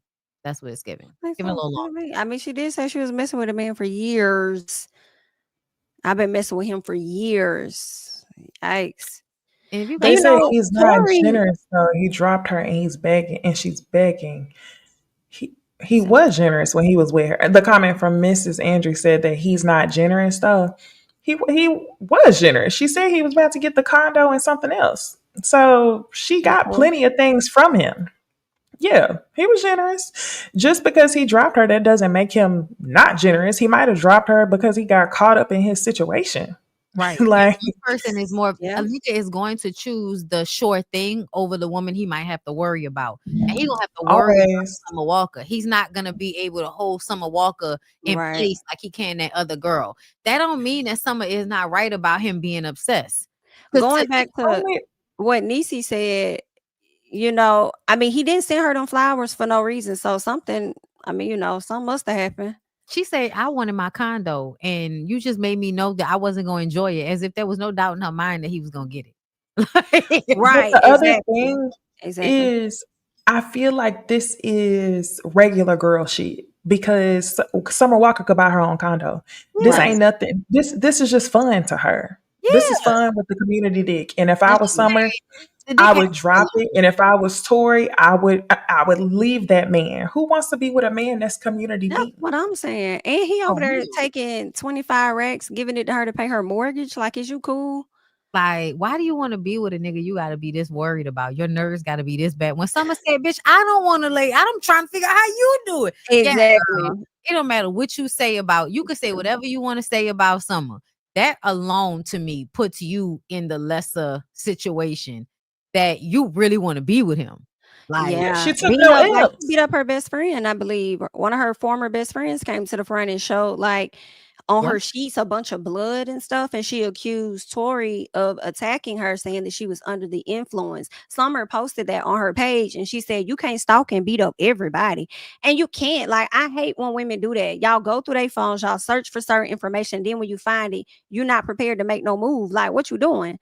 The You least you don't could like do is be disrespectful as fuck when you find out. If you're not ready to leave and get the hell on, at least be that. disrespectful as hell. Yeah. Like, To him, and stop that's catching crazy. charges over these niggas too, because that's Mhm. crazy. Y'all be out here willing to go to jail over a nigga that's gonna cheat on you anyway. And y'all know what made me believe that this was like a threesome type of relationship? When that girl It Tori was. sat up there and said, you arguing with him, what I got to do with it? Huh? I said, well, if that's the case, when she fucking on him, what you got to do with it then? If Yeah. that's their situation, then why? Huh? I said, yeah. I They said, all they in fucked. cahoots. And she continued to fuck him one-on-one after the threesome, is my opinion. That's my What you should have opinion. known he was gonna do. Like, what do you think? And she, low-key, with her arguing on the internet with Summer, she gives the vibes to me that she's the type of girl to participate in threesomes just to feel like he's not cheating on her. And Yeah. this is just something that he took offline. He Yeah. took him and Summer went offline. But no, girl, no. Child, y'all done left me with so many segues. I mean, let me get it together real quick. Okay. Listen to your show. Do you hear me? Like the video. Which one? I didn't mention threesomes. What segue is it? Is it Think about it. fly Think above about it. all the haters? Okay. I fly above. Fly, fly. It It's is. believe In when the I night, tell you don't it think I'm really not. is. When you're out making love, don't think I'm not. Even when you're good and somebody's fine, getting hot, don't stop. Just don't think I'm not, cause I'm gonna get it mine. Yes, come on. I know that's right. So unfortunately, Candy Burris and Todd Tucker are over.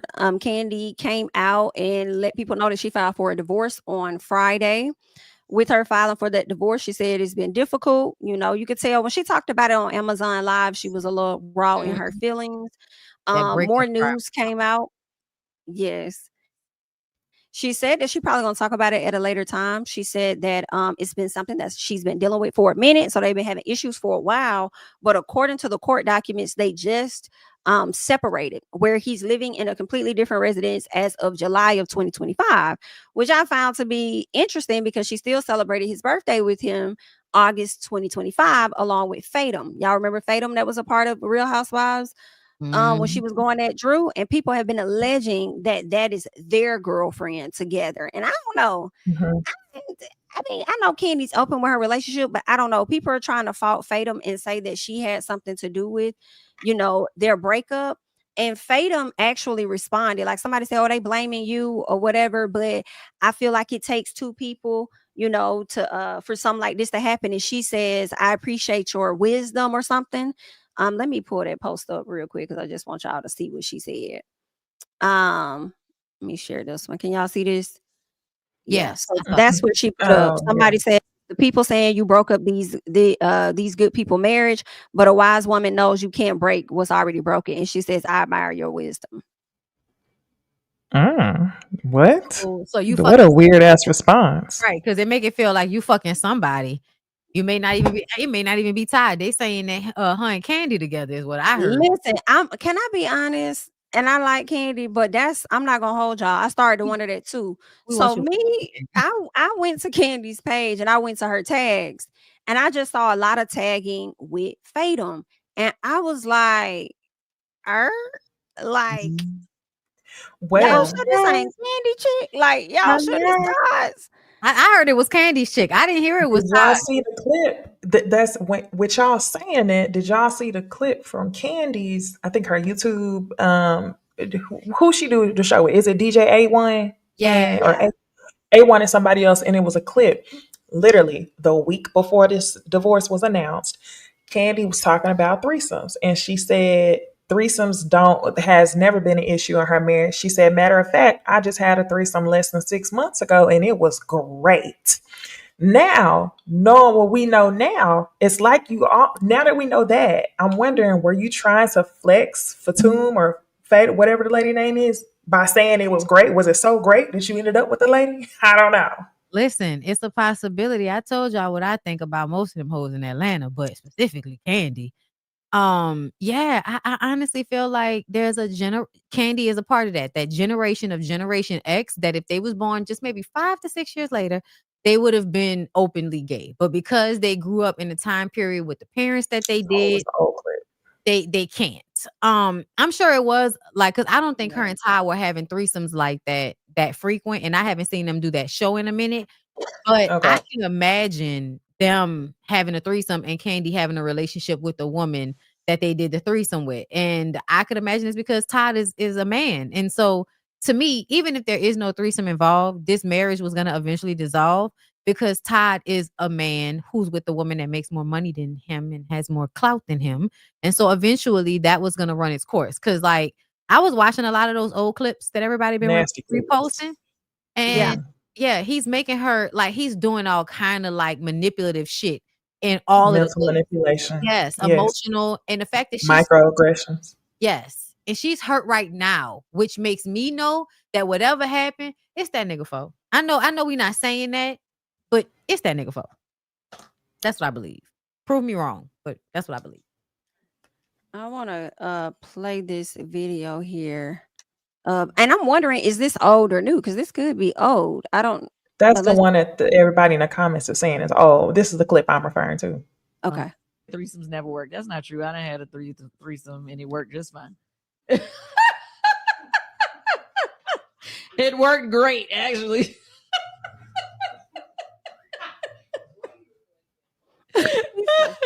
Anyway, I mean, I feel like Candy and this little pussy. it's the communication. Wait a This minute. little pussy's just hot. It is. What are you talking about? Your I'm love. just saying it's the No, communication. I don't even like it, nigga. I'm grown. But Grown I ass woman. think that Would you like? Would you think that stepping outside the threesome? hell yeah, that's cheating. Okay, so That's you what I answered the said. question. Like it's based off of what their communication was. Like some people, like she said, without telling him, meaning okay, yeah, he's yeah, not knowledgeable sis, that she's going to get you her little cheating. shit turned up. Okay, sis, you cheating. You cheating. Right. Thank you. You cheating. Now back to you and these threesomes you be having. Nah, we can get off that. I didn't see it's so said like you be having like as if it just be all the time. I ain't around there with your shit. I don't know. That's why I'm asking. So you and Ty, y'all be fucking hoes or y'all don't fuck hoes? No? Whoa. Wait, what? Calm down. That didn't even sound like English. What just happened? Do you and Ty currently have threesomes, or is that something that y'all just did early on in y'all little relationship, y'all marriage? Oh. What is this little do you shit? see a chick out and be like, I hit that hoe? Type like, I hit that hoe too. You mean like randoms? No. I know y'all do run. Y'all too famous for that. You too, you know what I'm saying? Too much. Well, Definitely Portia. See you later. We don't live in this hotel. I'm done. Yeah, I'm done too. So let's tap into this other post that I wanted to get into. Shout out to Binge Worthy. I want to get into some of the posts that he had. Out of you bring so hot around like you. Let me tell you how I am, right? The same way that you just said that, that's exactly what I'll be thinking. Like, let's say my kids. I'm smashing all Candy friends if we single. I'm the ball down. I would And he seemed like he joking. No. I gotta go. Would you be mad if I was smashing one of your friends? Hell yeah, if we went together no more.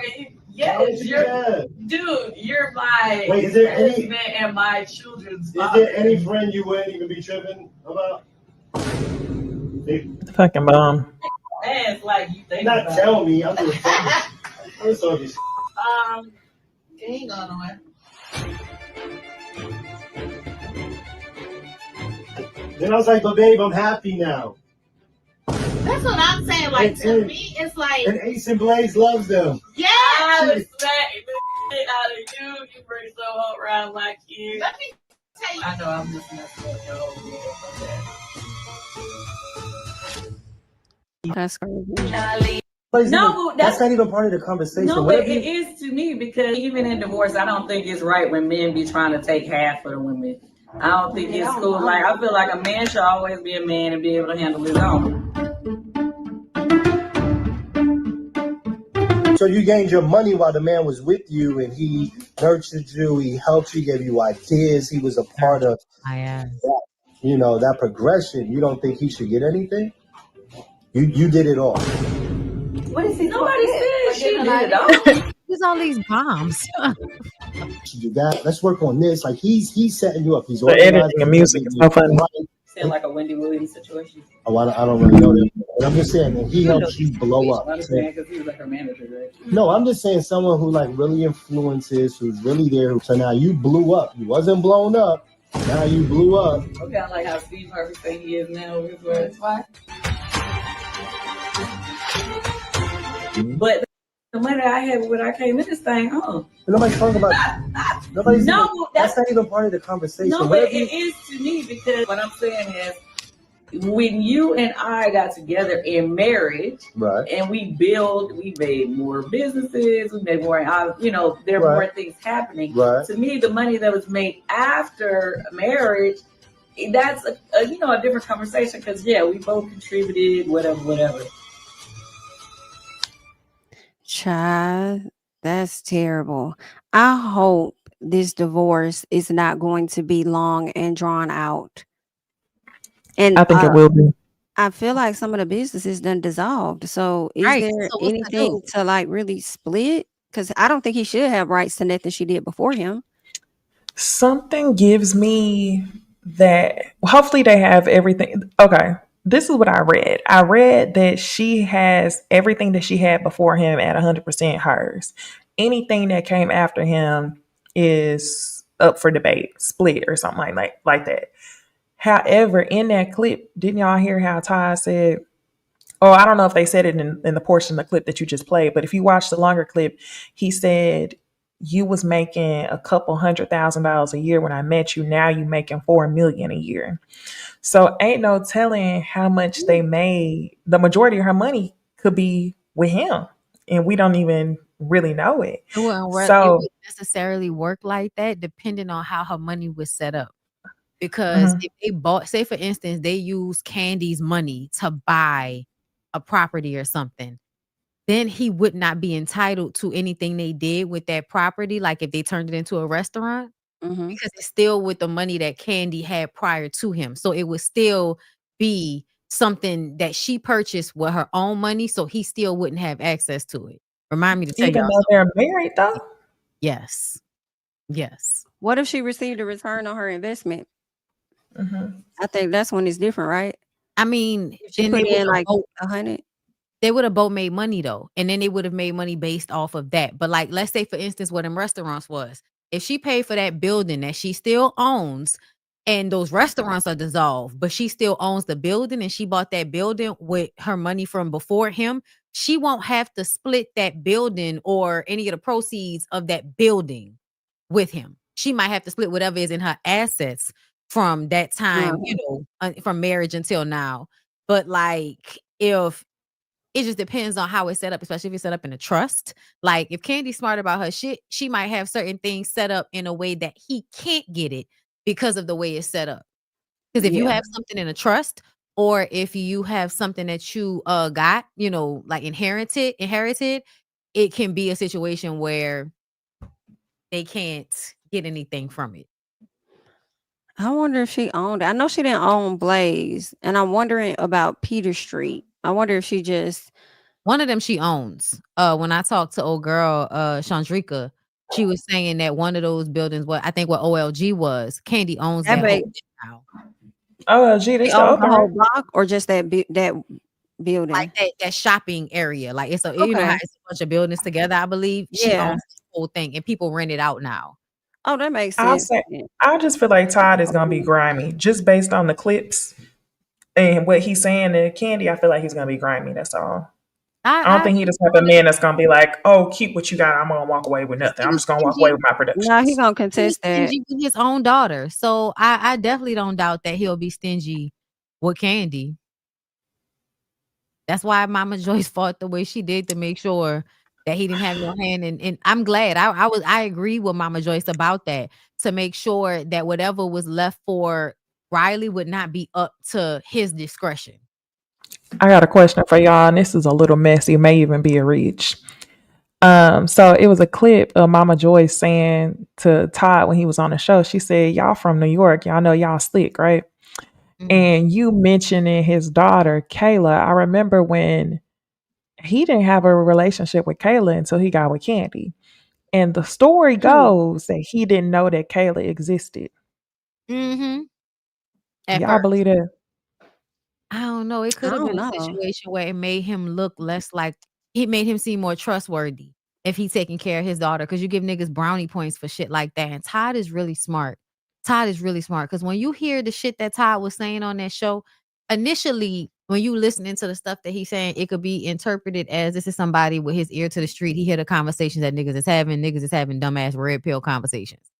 But now with everything in the, with them breaking up and how Candy seems so sad about it and how he's over there using it as a way to promote his movie, it definitely feels like you were saying how you truly felt in those clips now.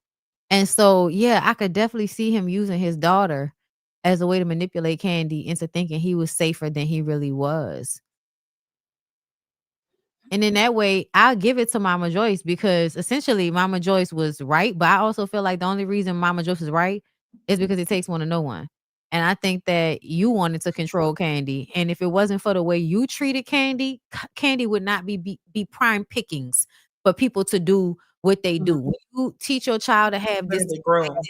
this like not in a sexual way, but groomed in a like in the I way just gotta she clarify. deals with people. She gives all of this space and all of this allowance to people. And I think it's because she had to give a lot of space and allowance and grace to Mama Joyce. I think Joyce has been extremely cruel to Candy at times, even before Todd came into the picture.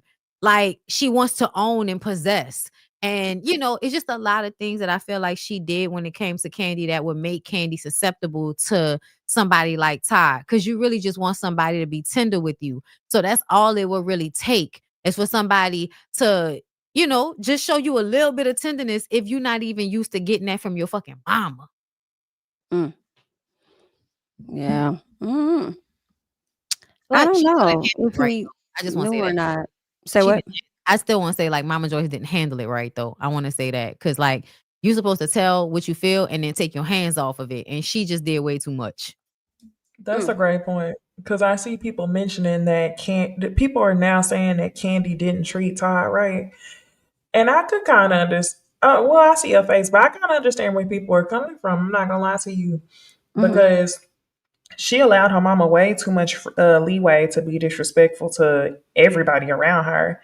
And I'm not saying that two things can't be true. I do believe that Todd did something wrong that ultimately ended up in the detriment of their marriage, but it don't start there. I mean, it was clearly some boundaries that just was not, that were often crossed in a marriage. But he knew that. And honestly, y'all, he knew that before. And I'm going to be completely honest with y'all. That may be the reason why Mama Joyce was able to identify that he was so grimy from jump, because who would sit around and tolerate that much disrespect unless you knew at the end the benefit was being with somebody rich? So two Because things I want to say. That's a good point. One, I think that may be the very reason as to why I think he is going to contest everything she's putting up to the front, and he could make it difficult because of how he may have felt he was treated based on, it was a scheme that Todd set up, right? It'll forever follow him, even after life, right? The other thing is, I'm trying to recall how Mama Joyce showed up with AJ, who was Candy's first fiance when she got on the show, who had all those children that eventually, you know, he ended up dying. And I'm wondering if she couldn't stand him, because if she actually liked AJ and couldn't stand Todd, it's now, I mean, I didn't see that. I would see it like, oh, I didn't think that Todd was that bad. Y'all, I always thought AJ was worse than Todd. But if Mama Joyce liked AJ, and I don't know, y'all let me know for the people that can remember that far back when he was on the show, she didn't like AJ either. No, remember she didn't like anybody. Remember how she treated Carmen? Like all of that was because that was somebody that was very close to Candy. And I think she's always jealous of people that are close to Candy. And I think after we saw how she acted with Carmen, that was a part of the reason why we weren't on her side with Todd, because we saw like how she just always like this. She just want to keep Candy to herself. And I mean, I do think to some, you know, that was true to some point. But I agree. I do feel like she saw that, you know, that there might have been, you're here for more than just the fact that you love Candy. Yeah, because who gonna take that amount of disrespect? Like, be for real. That I've never seen anybody more insufferable.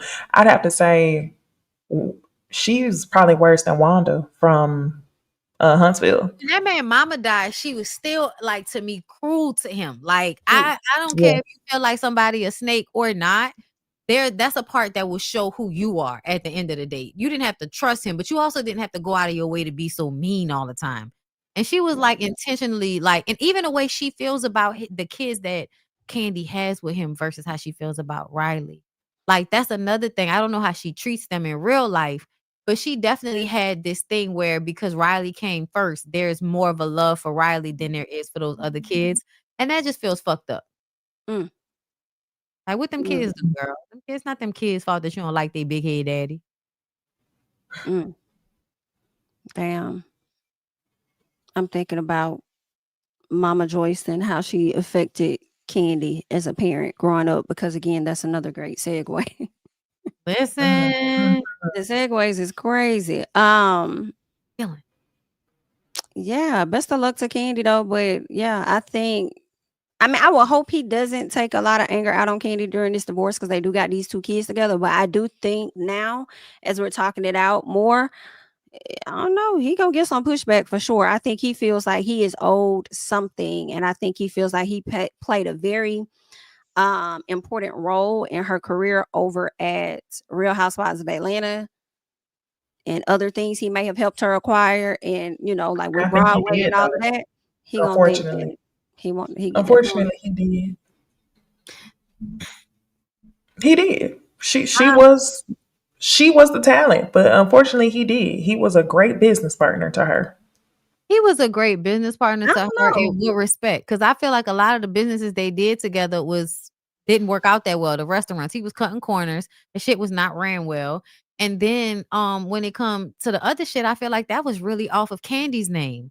Yeah, it was great to have Everything was off of her name. yeah, They like Yeah. bumped heads a lot. I really think the business has something to do with it too. A lot of it when it comes to the yeah, business. I think they bumped yeah. heads a lot I when it think he came to did a that. lot of cutting corners. Like I really do. Like across the board. I feel like there was a problem with him not wanting to spend money and then having these issues on the back end. Cause when they say they didn't have a fucking generator for a restaurant, I was like, so the power go out ever so often and y'all don't have a generator? That doesn't like generators aren't even that fucking expensive for somebody like y'all. It would cost Mhm. maybe 10 racks to get it put on the building so you would always have it connected if anything happened. That didn't even make any sense to me. And I almost felt like, are you purposefully sabotaging the shit so that it don't work? Like, I don't know. I wonder because remember Candy and the Gang got canceled. It was supposed to come back. Candy said she was gonna find a new home for it, but I'm wondering if at some point she decided to take her hands completely off of it and say, "You got it." And with her saying that, things ended up going downhill. Because remember when the allegations came out about, oh, they owe this money, Candy said, Yeah. she came out and was like, my name is not attached to this or that. Right? But I Like, wonder if she did that strategically, knowing that the relationship would dissolve, similar to like when Melody Holt or Yes. Melody Cherie, they had separated and all their businesses went into bankruptcy before the Dissolve. divorce. So that way, Dissolve. and right, I also wonder that right. too. I was like, I wonder if this was like a part of the plan as well. Like, could it have been strategic where she was going to take her hands off of it? And when she took her hands off of it, she saw everything fail and that caused more friction in the relationship? Or was this a part of the plan because the whole goal was to get right here? I think another thing, I'm gonna just say this. I think Todd plays mind games just as a way of being. When Chandrika told me that he told her, he came to her after the fact and said that she could have went harder. She wasn't like, going hard enough. And really, when we remember most of the show was about Chandrika, the fact that he would even say it to her made me feel like he was trying to play mind games with her to make her feel like she could have done more. And I feel like when you notice that people do shit like that, say shit like that, it's so that they can like have some type of manipulation over you. Like they enjoy having that over your head in some type of way. Because you could tell when he said it, it kind of like, like why would you say that? It almost made it seem like it was her fault that it didn't work out. She could have done more, even though she was like really doing a lot. So yeah, I was just like, yeah. And then listening to them clips, like I said, he definitely I play mind games just for fun. Somebody asked Jamie, do you think she, meaning Mama Joyce, is trying to erase her past mistakes by being overprotective now? That's probably something she did a while ago, being, maybe she felt like she could have been better when it came down to her being in the group escape or something. And then now seeing her being on this show, she could have been trying to fix some past mistakes. But then I think more than anything, she was trying to make sure, in my opinion, she secure her spot and don't allow nobody else to come in and affect the relationship that these two have um And together. Candy take great care of her mom too. She And so does. I do feel like there's a level of I know how when a man comes in, how he can change everything because I probably did it to you. Like on some level. Cause Mama Joyce give that she might have been chasing dick at some point and had Candy out here, low key fending for herself, even if they won't admit it. Cause that generation of some latchkey kids, nigga, I see you when I get home. Here's a key. You're 7, catching the bus by yourself and shit. I mean, when you think about it, Candy was on the road like what, 15, 16 years old without, any real supervision like that, paying for shit. Yeah. And because of that may be exactly why she probably stepped into being more protective of her daughter. But yeah, who knows? I don't. But let's segue over as we're talking about parents and stuff. I want to get into this Oprah podcast real quick, where these parents are talking about how they like detach more so from their kids. Usually you hear the children like, I don't got time, I'm protecting my peace, I'm not dealing with that. But this seems to be coming from a different angle. Now there's a black mom that we are going to get into, but before we get into that black mom, I noticed that she referenced a person named Christy before she started talking, and I wanted to see what was Christy saying before we get over into what she had to say. So let's check this out. Chrissy, so you've had no contact with your daughter now for what, 3 years? My daughter, yes. She's estranged from my side of the family 3 times in 7 years. The last estrangement. Is that too fast? Okay, good. Came as a shock because we had reconnected for 2.5 years. I let my guard down. We got matching family tattoos, beach vacations with me and her brothers. And so I thought we made it. We're golden. I'm not going to lose her again. And bam, a little conflict happened and out the door. And I tried to talk to her and I was like, we need to sit down. Can we just please sit down and talk? And like, why are you so upset? It was something so minor. And she refused to communicate with her brothers and I. She's cut my mother off, the only grandmother she's ever had, who's completely heartbroken. Her brothers don't have a sister. They're have contact with them. Yes. And in the beginning, the first estrangement, I will give, it wasn't her fault. She was 17, 18 years old. I went through a divorce. She felt she had to choose and she didn't choose me. We worked through that, and she explained some things to me and I understood it.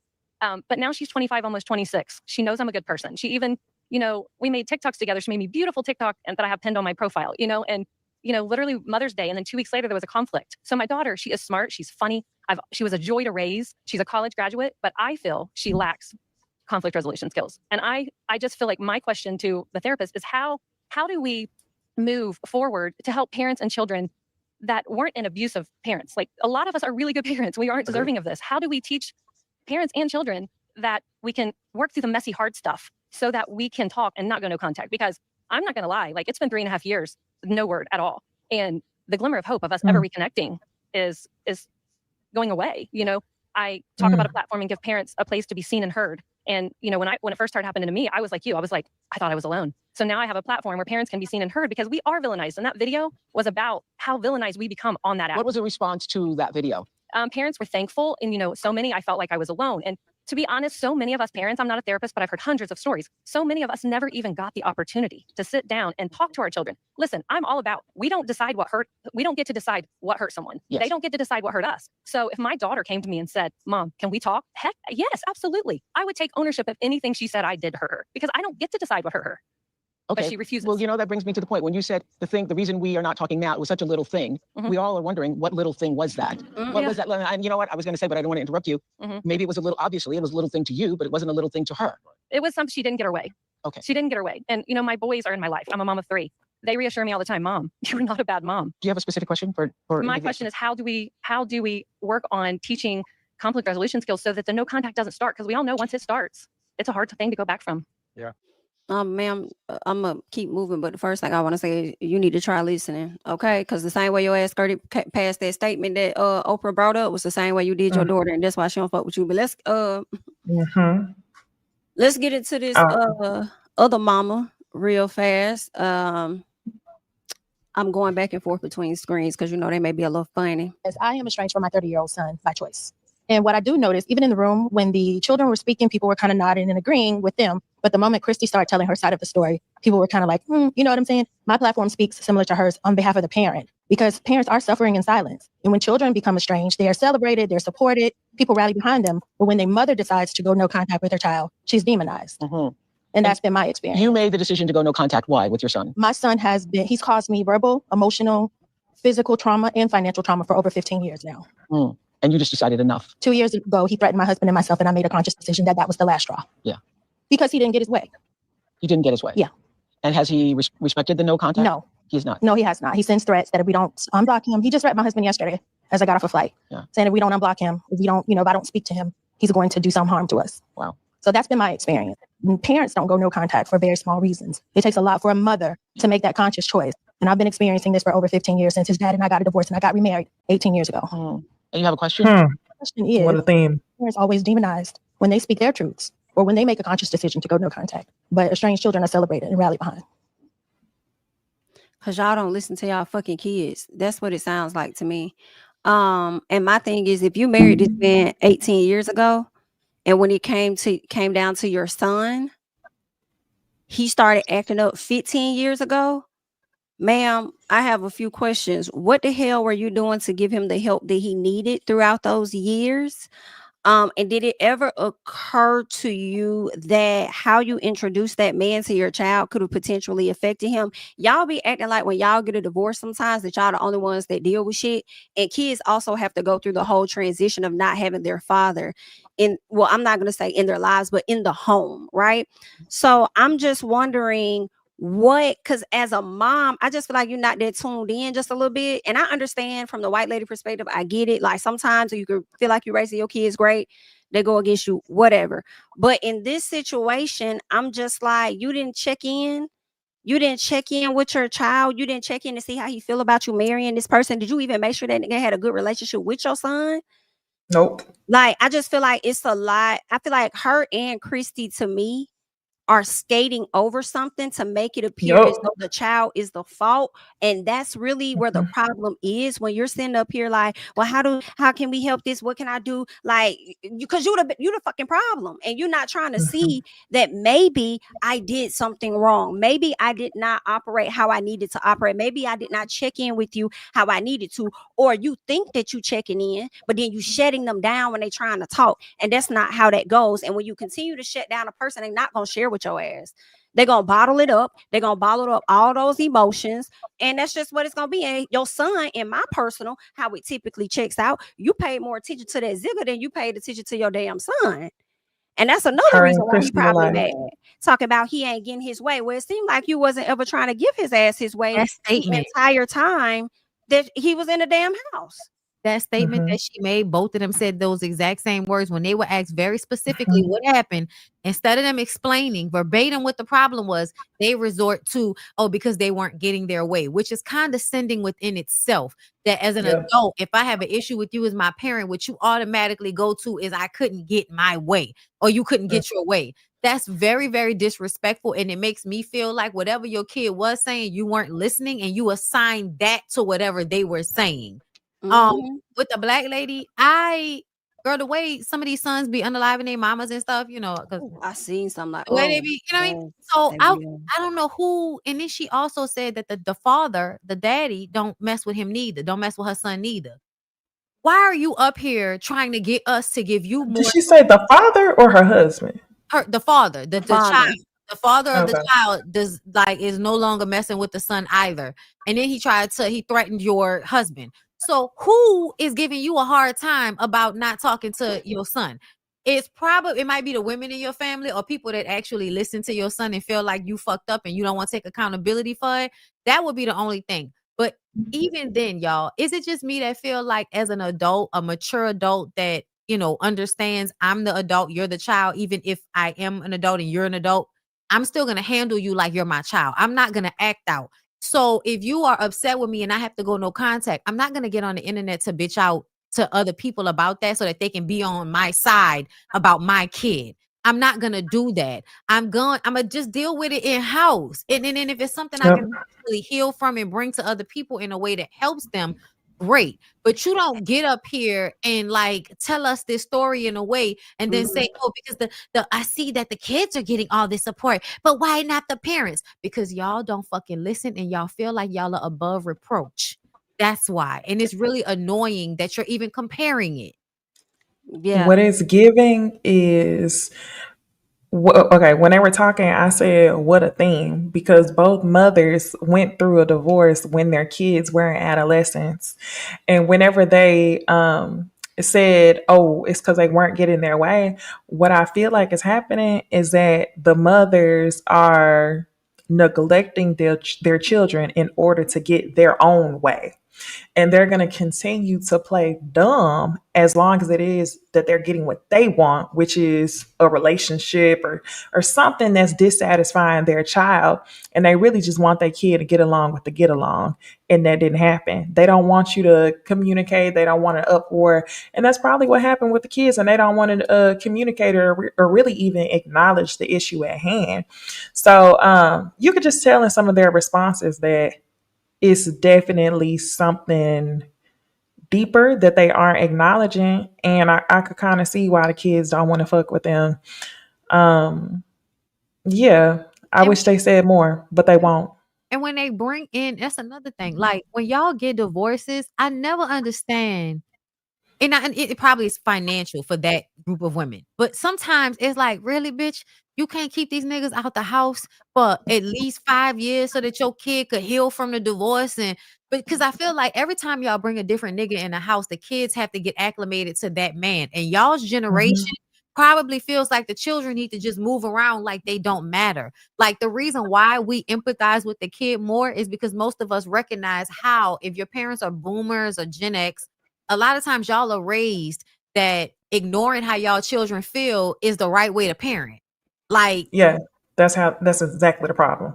Because they don't want to acknowledge the issue in order to have their way. They're weaponizing the fact that they are the parent. And that's what the older generation will do all the time. I'm the parent. You can't talk to me like you can't ask me no question. I'm the parent. So you're weaponizing that you're the parent in order to mentally and emotionally manipulate somebody, your child. So I feel like that's what's going on in this situation. And that in itself is something that could cause mental turmoil. Like the black lady who said her son has threatened them. Do you know what type of mental illness could have manifested from what the fuck was going on and things that he hasn't dealt with? And that lady, that black lady, I commented on her post and she was commenting on every single comment. She commented on mine because I said the fact that you're searching for validation in this way says a lot. I said it's telling. Because to me, once you realize you have to go no contact with your kid, you already understand that it's hard for you to do. And as a grown woman, you're not going to let anybody make you feel bad about that. You're going to tell yourself, yes, this is hard for me, but nobody understands what it's like for me. So I'm not going to let them bully me about it. The fact that you're searching on Oprah and online and in the comments to art, man, y'all, she commented on every single comment till she turned the comments off on the post. So 2 things. One, I want to say that's how you act with your son.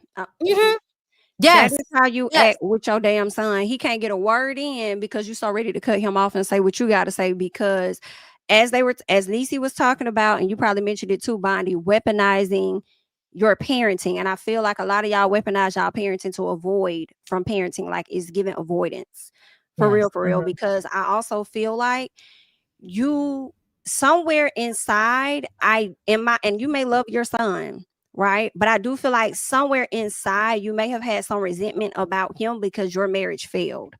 And he probably felt that in some capacity when you moved on to be with this man. And the fact that you were with him for 18 years makes me question, do you have any other children? She didn't mention that, but I do wonder, do you have any other kids with him, to where I don't know.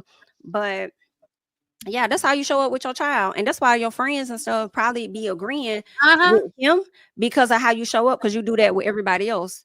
So y'all over here asking Oprah what to do. Oprah should have told you, go get in therapy. Okay, go and let somebody else, and that's the whole reason that they were there. But I feel like you need a more intensive sit down with somebody that can understand your pattern of communication so they can tell you the pitfalls of that relationship with your child. Oprah was like, do you have a question? When she was, what's the question? Because you could tell, and to me, I feel like Oprah understood what I understood. You just want somebody to tell you that it's okay and make it about you. 1000%. And Oprah understood it on both terms. That's why I'm glad I went back to that's why I went back to the white lady when I first watched. I said, let me find this Christy lady to see what she's talking about, to see what she's comparing it to. And Christy, Oprah was so right when she said it's probably that thing that you're trying to downplay because you feel like she didn't get her way, when really is you not trying to listen to your child. But let's be very clear, Christy, because this is what I think going on with you. you treat your daughter differently than you treat your sons, and that's why she don't want to fuck with you. And I feel like because the daddy is no longer in the home, you feel bad that you took a father figure out of the house. So you feel like you probably got to over cater to your damn children, and you listen to your sons more, give them what they need than you do your daughter. And that's why your daughter's sick of that shit and she don't want to fuck with you, because you'll listen to a nigga before you listen to her. And that's probably what be pissing people off. Or she might have been the type of woman to lightweight be in competition with her daughter. Ooh. And knowing that the marriage was falling apart because they did divorce till they were 17 or 18, she might have mistreated her daughter or been jealous of her daughter because the husband was a good dad to her, but not necessarily a good husband. You see, she almost called herself a boy. She almost called herself a boy mom. She said, I'm a mom of boys. But you're also a mom of a daughter too. It was weird how you said that. That daughter was giving the apple of the daddy out. That's why she chose that daddy.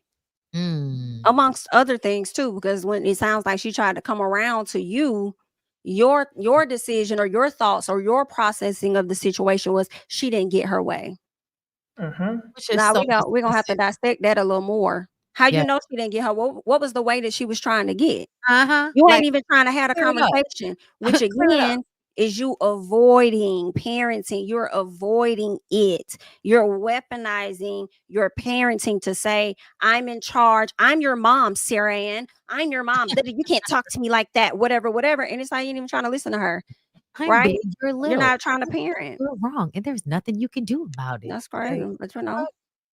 Yeah, y'all gotta chill out with that. Because when people get grown and they don't need you, don't nobody feel like dealing with that shit, man. I don't give a fuck who you are. Like a lot of y'all, and y'all I was a good mom. You can't really say that.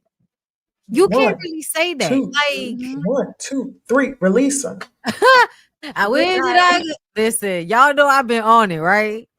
Y'all know I've been on it, right? Funeral stud. Listen. Not release them. But yeah, it's I mean, that's an interesting talk. It make for a lot of conversation. I think what I can appreciate is those ladies putting their situation on display so that other people, when they get somewhat of the backlash, people that may be going through it, and you're seeing what a lot of the outsiders have to say, maybe that'll make you check in with yourself and be like, you know what?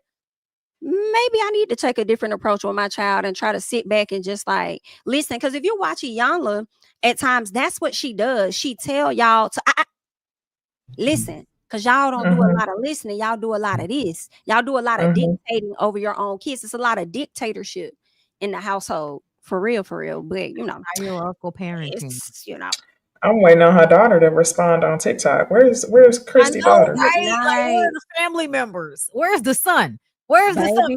Look, she left me. First of all, talking about she got married. She left me with my grandmother for 3 years and went be with this nigga. Like, this was. I want to hear from the fathers on here who went no contact though. Yeah, because it's funny that I know. I just wondered what they had to say because these two women. It sounds like it was a pivotal moment, like a relationship or a divorce that caused a rift. But what about the fathers? It probably was. Let me see if I could. Let me give you this one guy. The boss. Hold on.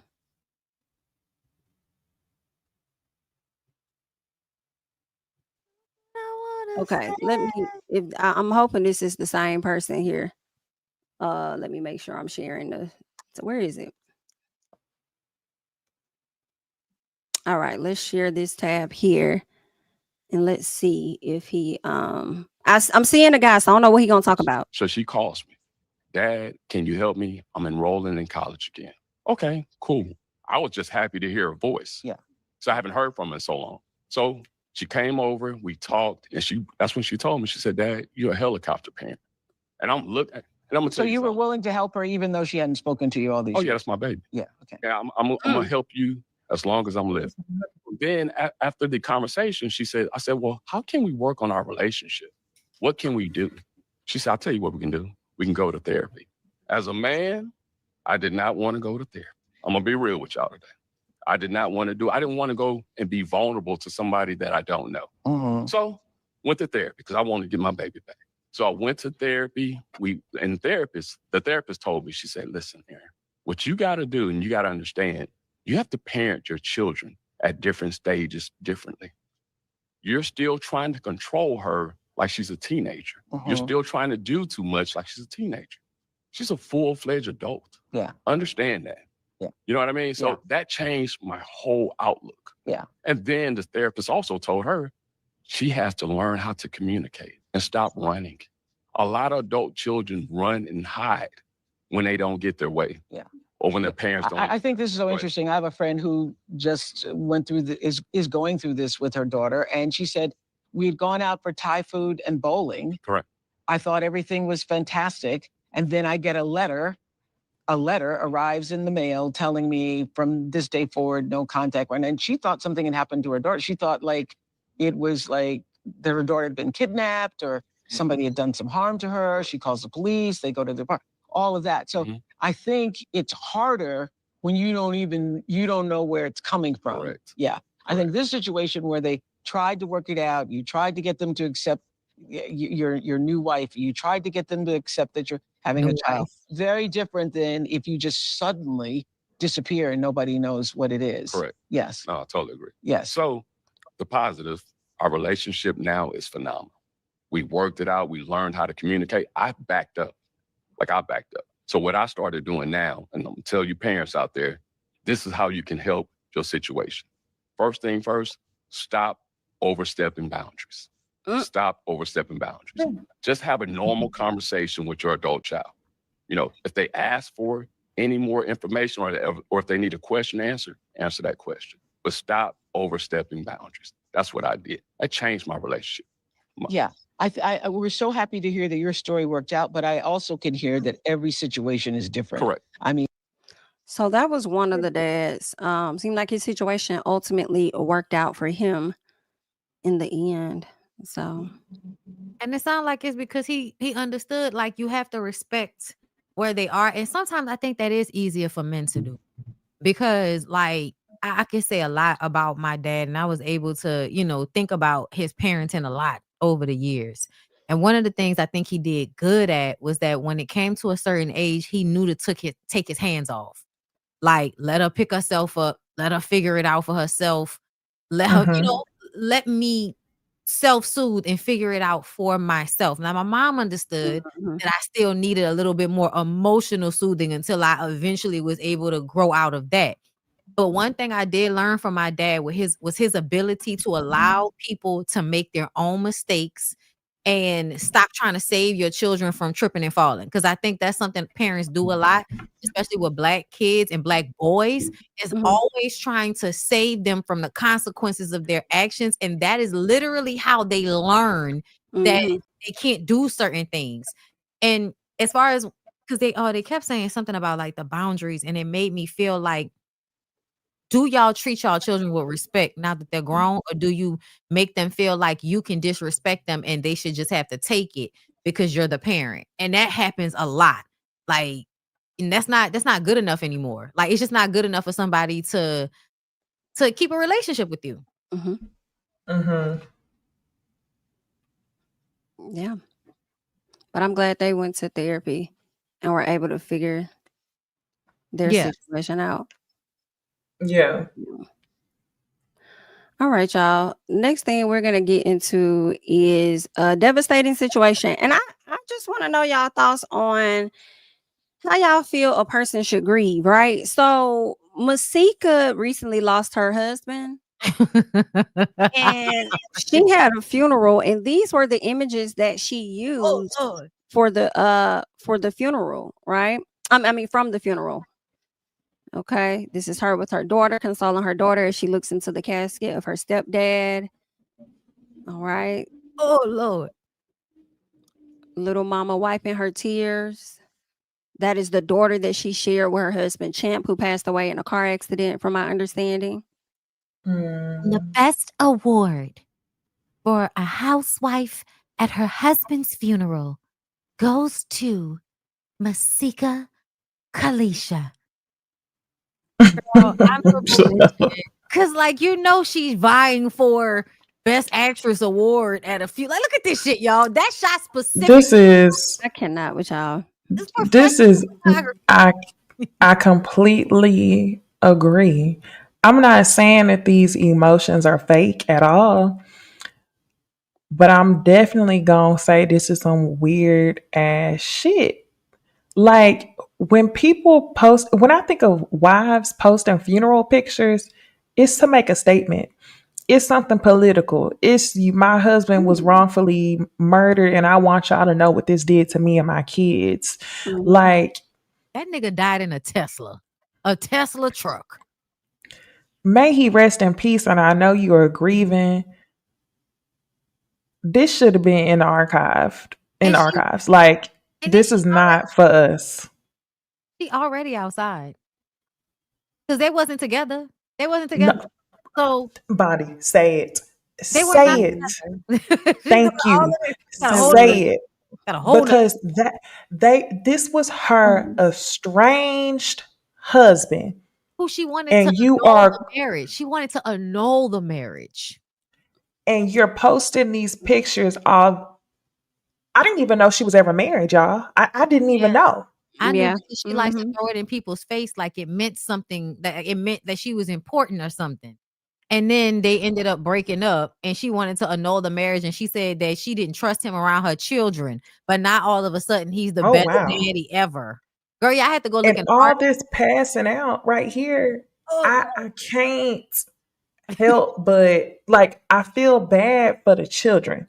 I say that because one, I feel like it's traumatic as fuck to see your mama lose her shit like this at the funeral. And I don't know. It's a sticky situation because I can't really say you shouldn't act like this, but it's the fact that this is photographed and shared with the public to consume such a private moment for you and your kids. Do we I don't think that's for me to see how you and the kids was acting at their daddy funeral. Why the fuck is this published? Like he was Martin Luther the King or something.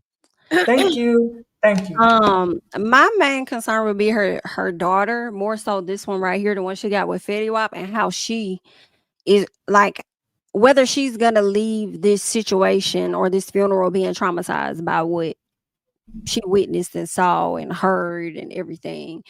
That child been traumatized. I can tell you that. You think so? Yeah, because I think whatever was going on with that man, like initially in the relationship. was traumatizing. Because girl, the annulment means the marriage never happened. You're not even trying to just get a divorce. You want to like strike it from the record. And then eventually y'all was just separated. I don't know how to take them because even though that was said, it didn't happen, right? Yeah, they didn't. Nobody ever filed, so I feel like even within their marriage, they had an on and off type situation thing going on. And earlier in October, they were just together, and he died a few weeks later. So I don't know if they were trying to rekindle stuff or what was going on, but they definitely gave off a on and off again marriage. But she do have it. I mean, you did see the post with the new dude, right? See, that's what I was wondering about this guy. I'm like, so is this supposed to be like, who is this person? You know, like this on new boo. Somebody, no, I just read the comment from Journey to Find K. It says they say those was meta glasses. Can you imagine going to somebody's? Can you imagine going to somebody's funeral with meta glasses on and walking past the? That's terrible. This is crazy to post. He posted her on a page and she put baby with heart eyes and a ring. Like this is some weird. That's weird. My God. That's crazy to me. I don't like but you're supposed to be grieving your husband. Well, another thing I could tell you, that child has been traumatized because I don't think Masika is that probably good of a parent.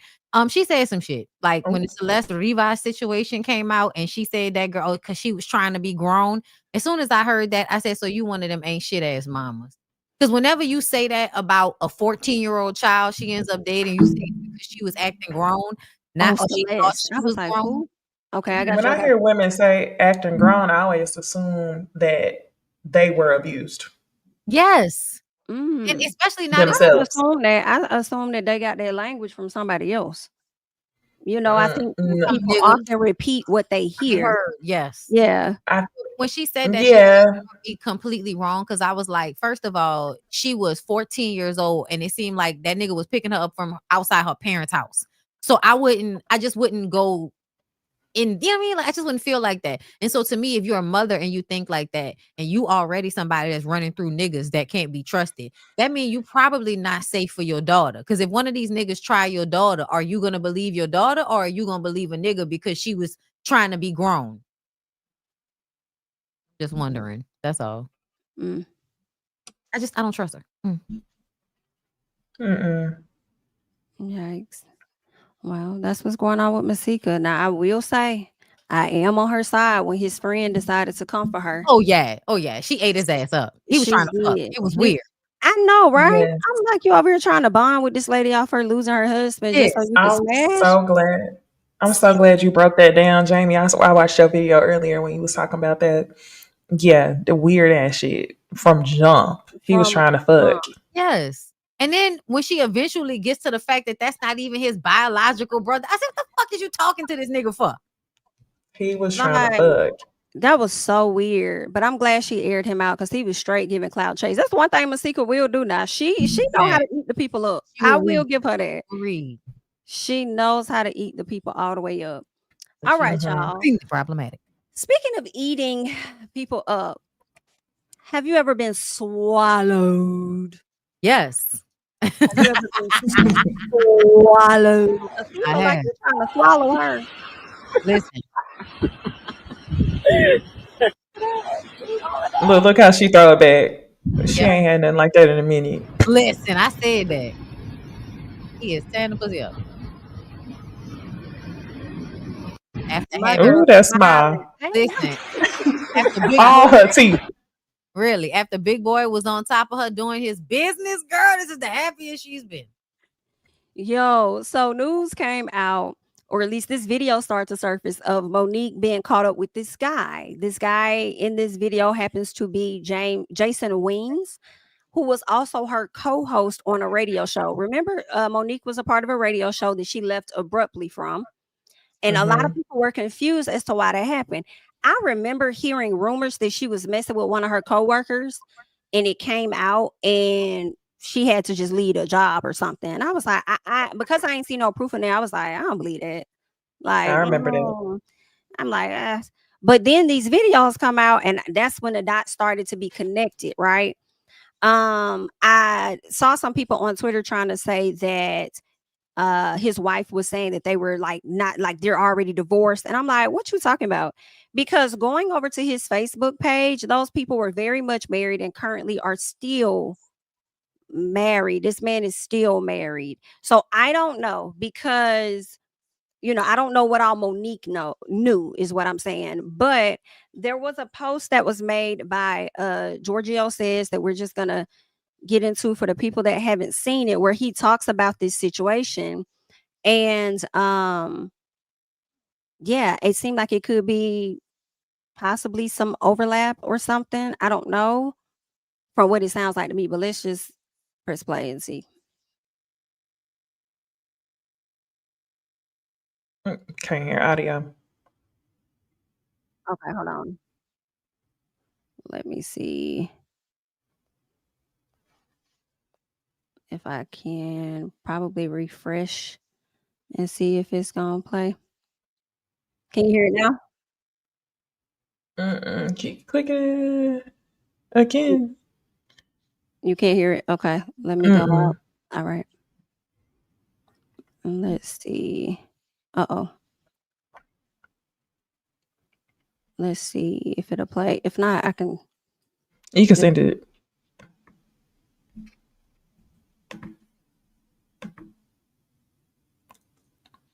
Is it working? No. Nah. Okay. So basically, put it in the chat. Put it in the chat. So basically, what he says is that he just recently, he got this information back in, I believe he said January of like 2024, some information about Monique messing with this guy. Once he put it out as a blind item because he didn't want to just put the information out there, one of her co-hosts, the young lady, responded to him and said, listen, you're a liar and I hope that you get sued. I guess she was believing it wasn't true or anything, right? So he was like, I didn't even post like no evidence that I have. I just really posted a blind item and other people are figuring it out. Well, he ended up getting a timestamp on that photo of when it was taken, and it was taken in May of 2023. Right. So I that's just requested to share the screen. oh, you I got did? it up. Okay. All right, perfect. Thank you. Is it not working? All right, y'all. I might have to go out and come in. Give me 1 second. Yeah.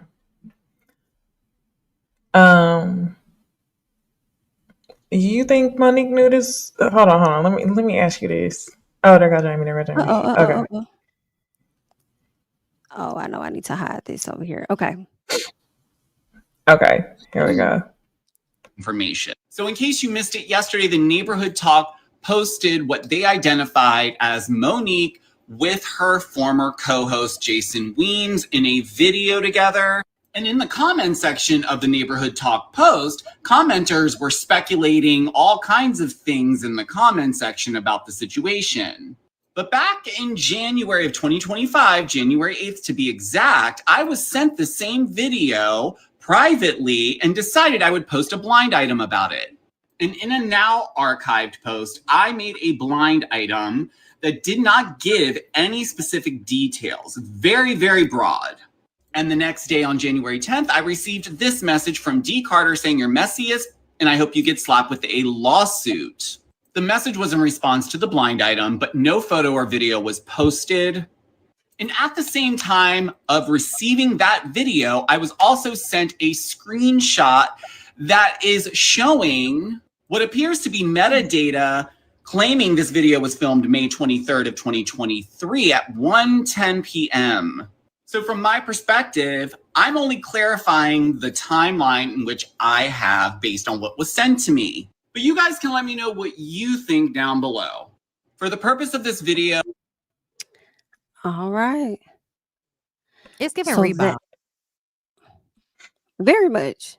It very much could have been a rebound. I know this. I don't even know when that post really was taken. Right. So, no, that's what I was about to say. You're showing May 23rd, but Monique filed for a divorce in June of 2023. So, but I also thought when you're in the Potomac area, because I could have sworn Ashley talked about this, that you have to be separated for a year, I thought, before you could file for a divorce. And remember, Monique was living in another spot. So she could have been legally separated at the time, but he wasn't, is what it, I mean, and maybe he could have told her also that they were going through a divorce. He could have said something like that. Thanks. But yeah, what do y'all make of that? I mean, I don't think he's with his wife. I think they said he's legally separate. Is he? That's what I He heard. just made a post. I posted like in November. The anniversary. Yeah. It wasn't the anniversary post. It was another post that she made about being happy to have done the show with her hilarious husband. When was that? Let me go back to it. I'm trying to pull it up now.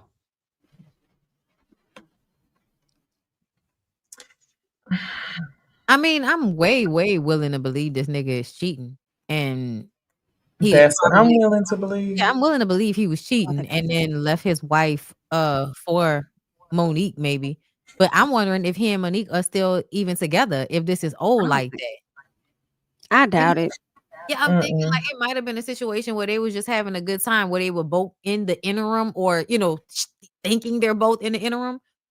And maybe she found out that he wasn't leaving his wife, or that he was still with her and they're not together. Who knows? I would like to know. Probably something like that. Okay. Probably something like that. This post, actually, I thought this was recent. It was from August 2nd of 2024. That's what I thought. So that still confirms that they were very much together during the time frame that he was with Monique. Right. Correct. If that post was in 2023. Right. Because that, somebody sent him that, but we don't know if that's necessary. Because now I'm trying to remember, what point in time did Monique and Chris go to that marriage retreat? They went to a marriage retreat over the summer. Remember, right before they actually had announced that they got a divorce, and Monique was like, no, we're not getting divorced. We're just going to a marriage retreat. Over 2020. And then it was like a year later that they announced the divorce. October 2022 or something like that. I don't know why. I think it was 20. I think 22 might be right. But anyway, I mean, it's not. They look like they would no. be attracted to each other. Like when you look at them. If I'm being all the way real, I wouldn't be surprised if this video was from when they both were still married. Monique had been done with Chris. I don't think her, because if you look at her locks, she was wearing faux locks at one point, like and then eventually cut them off and had her real ones. And I think that those in that video are her real ones. So that's the one thing I'm looking at her hair that made me feel like that might have been more recent. She had her hair in this video made me think it was older because I feel like she had those locks when she was on Love and Marriage DC. Yeah, but they were faux locks. I think at that time. I could be wrong. Okay. Who knows? Yeah, I mean, either way, child. I'm like I said, girl. Listen, I don't be begrudging people because essentially most of these marriages ain't gonna work out anyway. Like, oh well, y'all ain't neither one of y'all together, and if y'all is, he a cheating ass nigga. Fuck him. Yeah, because when I was going through the history, it looks like he just never wears his ring ever. So to me, it kind of gives that he'll easily. You acting like say, you're single. oh, we're going through, issues, me and my wife, yada yada yada. And if you don't never bring her around and don't nobody say nothing, then how would they know? If you don't wear a ring. Now, I will say this. There's a way to know. Typically, when women get with these men, they do the research, right? And everybody at the station knew that man was married more than likely, so she knew. And then 2, when you go to his page and you type his name in, everything from 22, 2018, 2023, all of that stuff like shows up. He even did like an anniversary post, which is crazy, to his wife in April of 2023. And then Giorgio is saying this post came from May 2023. So I feel like now she knew that he was married, but I still think that he could have been telling her that they were separated or he's about to file or something like that. Yeah. The only reason I think that's what it was is because she was recording like nobody. If we married and we ain't trying to get caught, I'm not about to be doing all of this. Like, I was like, who released this? Because I said I don't believe Monique would have put this out there about herself. Right. So I'm thinking, did he do this? And why would you even want that type of attention on your family? She might want to get back on the show, especially if the relationship. I mean, on what show? Get back on what show? On Potomac. She ain't got to do nothing. She would never have to do this to get back on Potomac. Like she didn't have to do anything. This season, her being a friend was probably her choice. All she had to do was call him up to be on Potomac. Her having a divorce is good enough. I think that you're right. She probably sent the video to somebody. And I told y'all, Karen reposted it. Yes, Karen she did. Posted it. Right. And ain't it funny that this came out the same week that her storyline in the episode is talking about Chris not fucking her right?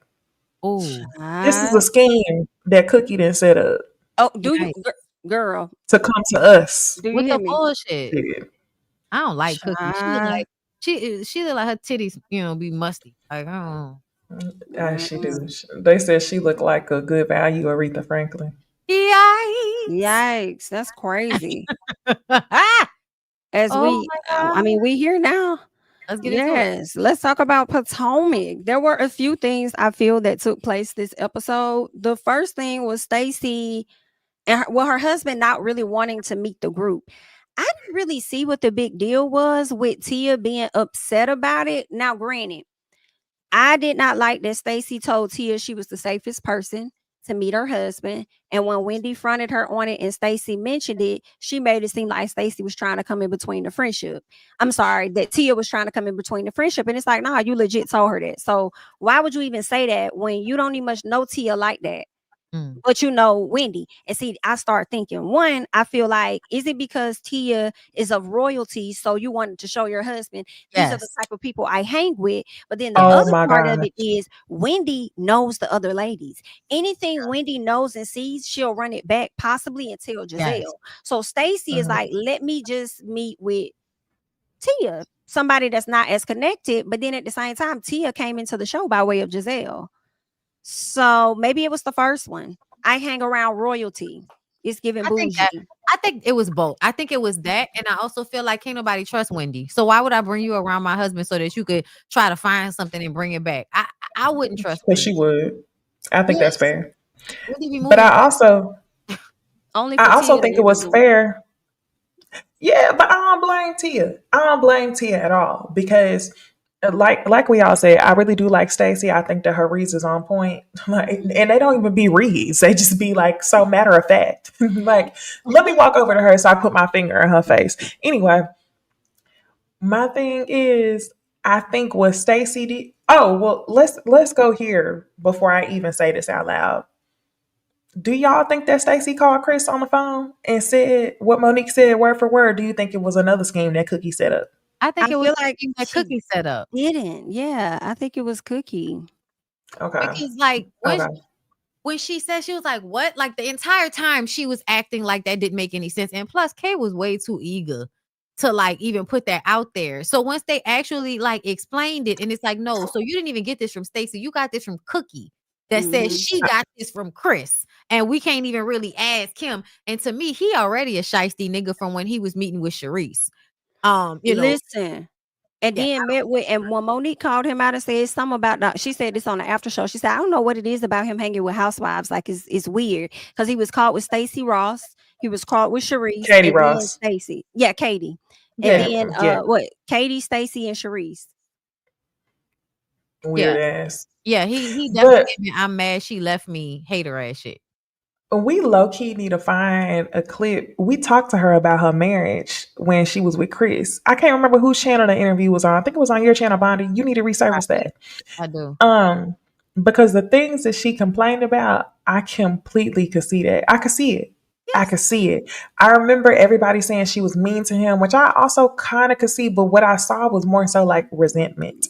He was lazy in the marriage. He would do shit to look good, but he was lazy. He really didn't care, and she was tired of holding shit, together like it was all good. That's such a common thing. Like in marriage, it's such a common thing for men to like get with women that are like doing everything and then just kind of like, let her keep doing it, do a little something every now and again when she complain and then go back to doing nothing. Like it's And then it's like, why are you tripping? I'm not doing nothing.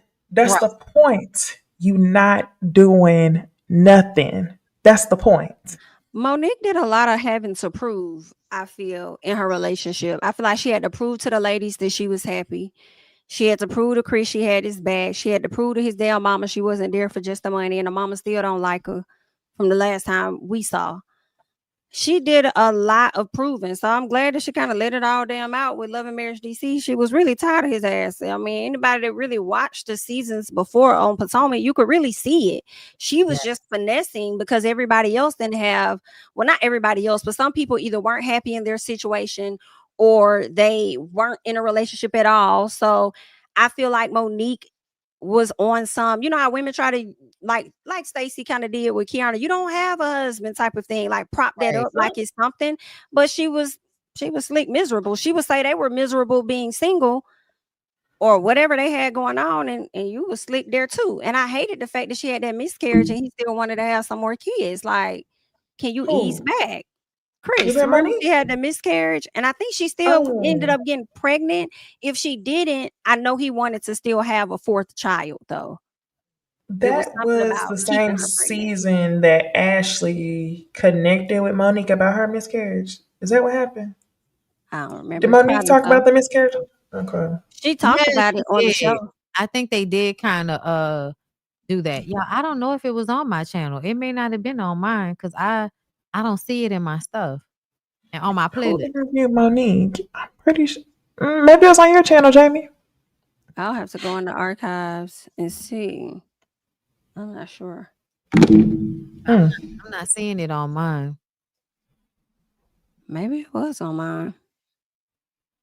It probably was. It was on one of y'all's too, I feel like, for sure. But yeah. I was with Monique when she talked to Wendy and told her and pretty much said, like, yeah, I don't trust that lady. Jamie, It's on your channel, Jamie. it's on yours. Okay. Yeah. Okay, gotcha. Oh, All right, cool. Oh, 3 years ago. My I God, know, right? hey. Ain't that something? That was a long interview, boy. Wasn't was it? to get to two She was parts. getting her stuff off, boy. Yes. Yeah. I feel like she really walked away from that. I remember the way she talked about that Chris in that interview, and I feel like she walked away really thinking. Like I really did. Yeah. That woman said, I have not been You have to happy find since the my clip. daughter was 10 months old. Did she have a son after her daughter? I Yeah. thought she had 2 kids after. She said the oldest one is 10. So I feel like that last one, I think that was one of them, he got you pregnant, baby. Because niggas will do that. When they know you want to leave, they'll get you pregnant. That's what I felt he was doing the whole time. I mean, of course, I'm sure she wanted the first one for sure, but the other time, yeah. Because as soon as you see they're not gonna help you, you less inclined to want to do it. Especially when you are also a baby as well, that she got to look after and coordinate and do all of this stuff. Like, yeah, like people get tired of that. So I don't fault her for like, let me go ahead and get the hell up out of here. I hate that she didn't get more out of it. I think she left him with more things than she actually But received. you know from why? it. Because niggas like that will probably like drag it. And it's easier just to let go because their ego is gonna make them fight you tooth and nail. And they probably already did all kind of finagle that shit to make sure when Mad Day came, you wouldn't really get a lot anyway. Well, yeah, she did say that. She said it was a prenup and she only gets like that monthly check of what she would have got had she actually worked. And he was trying to set it up to where it increases every year. But what she said was, nah, don't do that. Just leave it as is, because in her head, she's still trying to show that she don't want him for the money. So when everything went down, she still was kind of on that, like, I'm not even gonna come. That's why I felt like, to me, she still operated from, I don't want you for your money. And I feel like she was more so basically still trying to prove in that moment going through that divorce. And I feel like she probably thought about his mom, like, see, I never wanted him for his money. See, I told you I never wanted you for your money. I just want the rightful things within this prenup. But I feel like you was old that it's like, pay you for your pain, pay you for your time. Like, you finna give me one of these houses. Like, what you talking about? 3 big head ass babies, nigga. What? Yeah. Gotta get that lady her money. Yeah. Oh no, go ahead. I pulled up our video. Oh, you did? See what we said. I don't know if y'all want to look at it or if you want to save it. I reposted it on my page too. Okay, On my perfect. homepage, I posted both of the videos. Y'all can go back and find it. Like, I was just like, yeah, we need to pull that up. Rewind. Okay. How y'all felt about Kiana and all the energy she had for Stacey over? I don't like Kiana whack as fuck. Listen, she pretty though. Beautiful, high gorgeous. strung. Like, you obviously need some type of, like, you know, maybe some Lexapro. I don't know, but she need to be on something. Why I didn't know Greg was at the event? I just now saw a clip, a sneak peek of next week, and I'm like, oh, Greg was at the event, because Stacey said something to her like, why you worried about me? Why you not worried about Greg? Love Stacey. Cookie baby, you was doing too damn much, and it definitely crumbled by the end of the episode because they escorted you out. I don't like Cookie. I don't like that she called that lady funky when you came in there stank. Like, I just don't like Cookie. I just don't. I can't. You're an agent of chaos. And She's a it's titty sad. fucker. And you operate like Chris Samuels is your man. And that's what's crazy. Like, And she's a titty fucker. Nothing worse than a titty fucker. Okay. I hate to say it, but I swear the girls that will come to your house just so that they can like suck dick through their titties and get nothing in return. You need self-esteem, bitches. Child. Yeah. That's crazy. But yeah, they don't need to let I hope this was the last time we see Cookie on the show.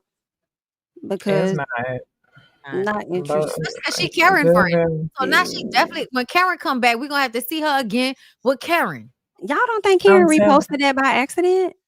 No, she I reposted feel on like she's purpose. been in jail and she don't know how repost work. You give her Karen reposted that on purpose. Karen I'm is too excited that Karen got out of jail because Karen could have killed some fucking body. That bitch hit a tree, hit a pole, hit a light, and that was her 3rd or 4th DUI. Y'all should be way mad. Girl, you know we love criminals. You know, we was just talking at the beginning of the episode talking about they shouldn't be celebrated, and I was like talking about free Karen. Not me.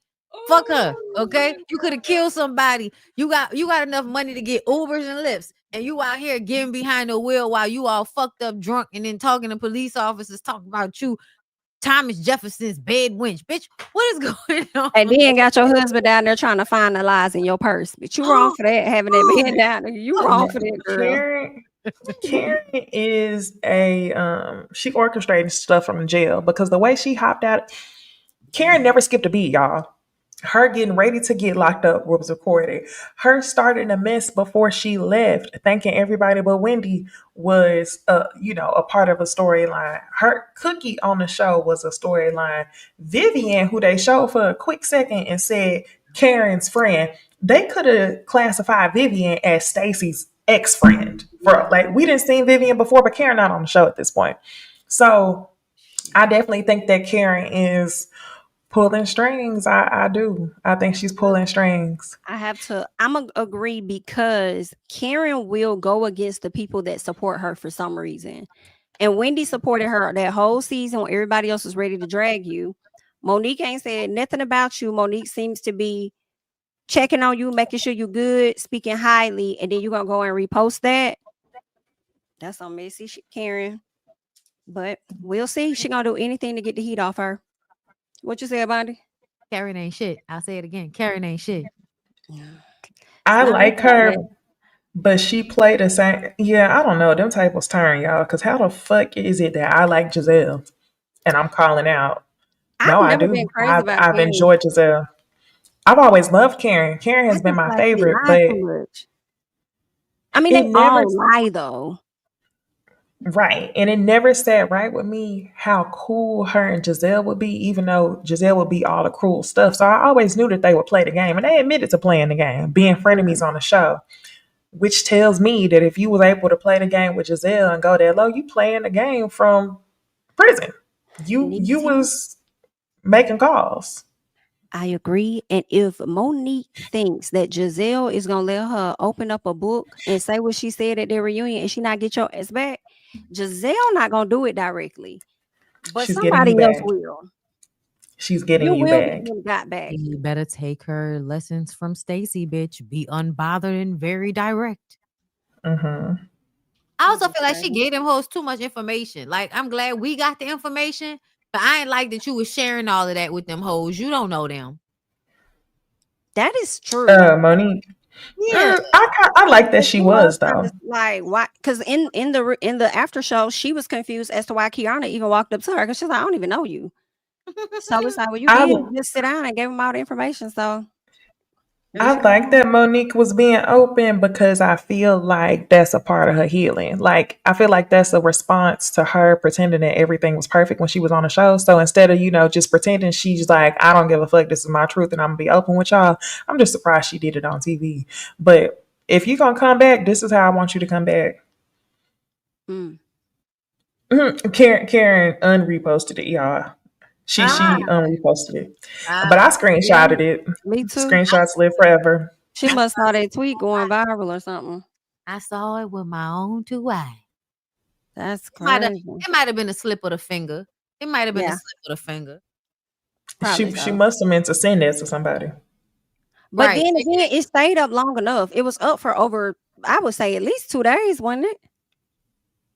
So it stayed up long enough. Anything else, ladies, on Potomac? All right, y'all. That pretty much wraps up our show. We'll get into these super chats real quick. Make sure you like up the video if you have yet to do so. Thank you for the super chat, Deshaun. I also think if we were supplied those things, that it will boost the self-esteem of Blacks to feel the need to thrive for education as well. Thank you so much for the super chat. Jay Buggin, thank you for the super chat. My 24-year-old brother attacked my mom in May. He started getting in trouble at school around 12. He went to therapy and he stopped. The lady said he may be schizo and it comes out more in your 20s. I can see that. Maybe that's what was going on with the other lady's son. Who knows? Thank you for the super chat. What's up, Brandon? Thank you for the super chat. Jamie be wearing that ring and it be blinging. Thank you so much. Bed winch, really, I am dead. Thank you so much for the super chat. All right, y'all. This concludes our episode for the night, for the month. Happy Thanksgiving to everybody. All right. Make sure you're subscribing to everyone's pages. It is here for you guys on the screen. I love y'all. Catch y'all in the next one. Bye.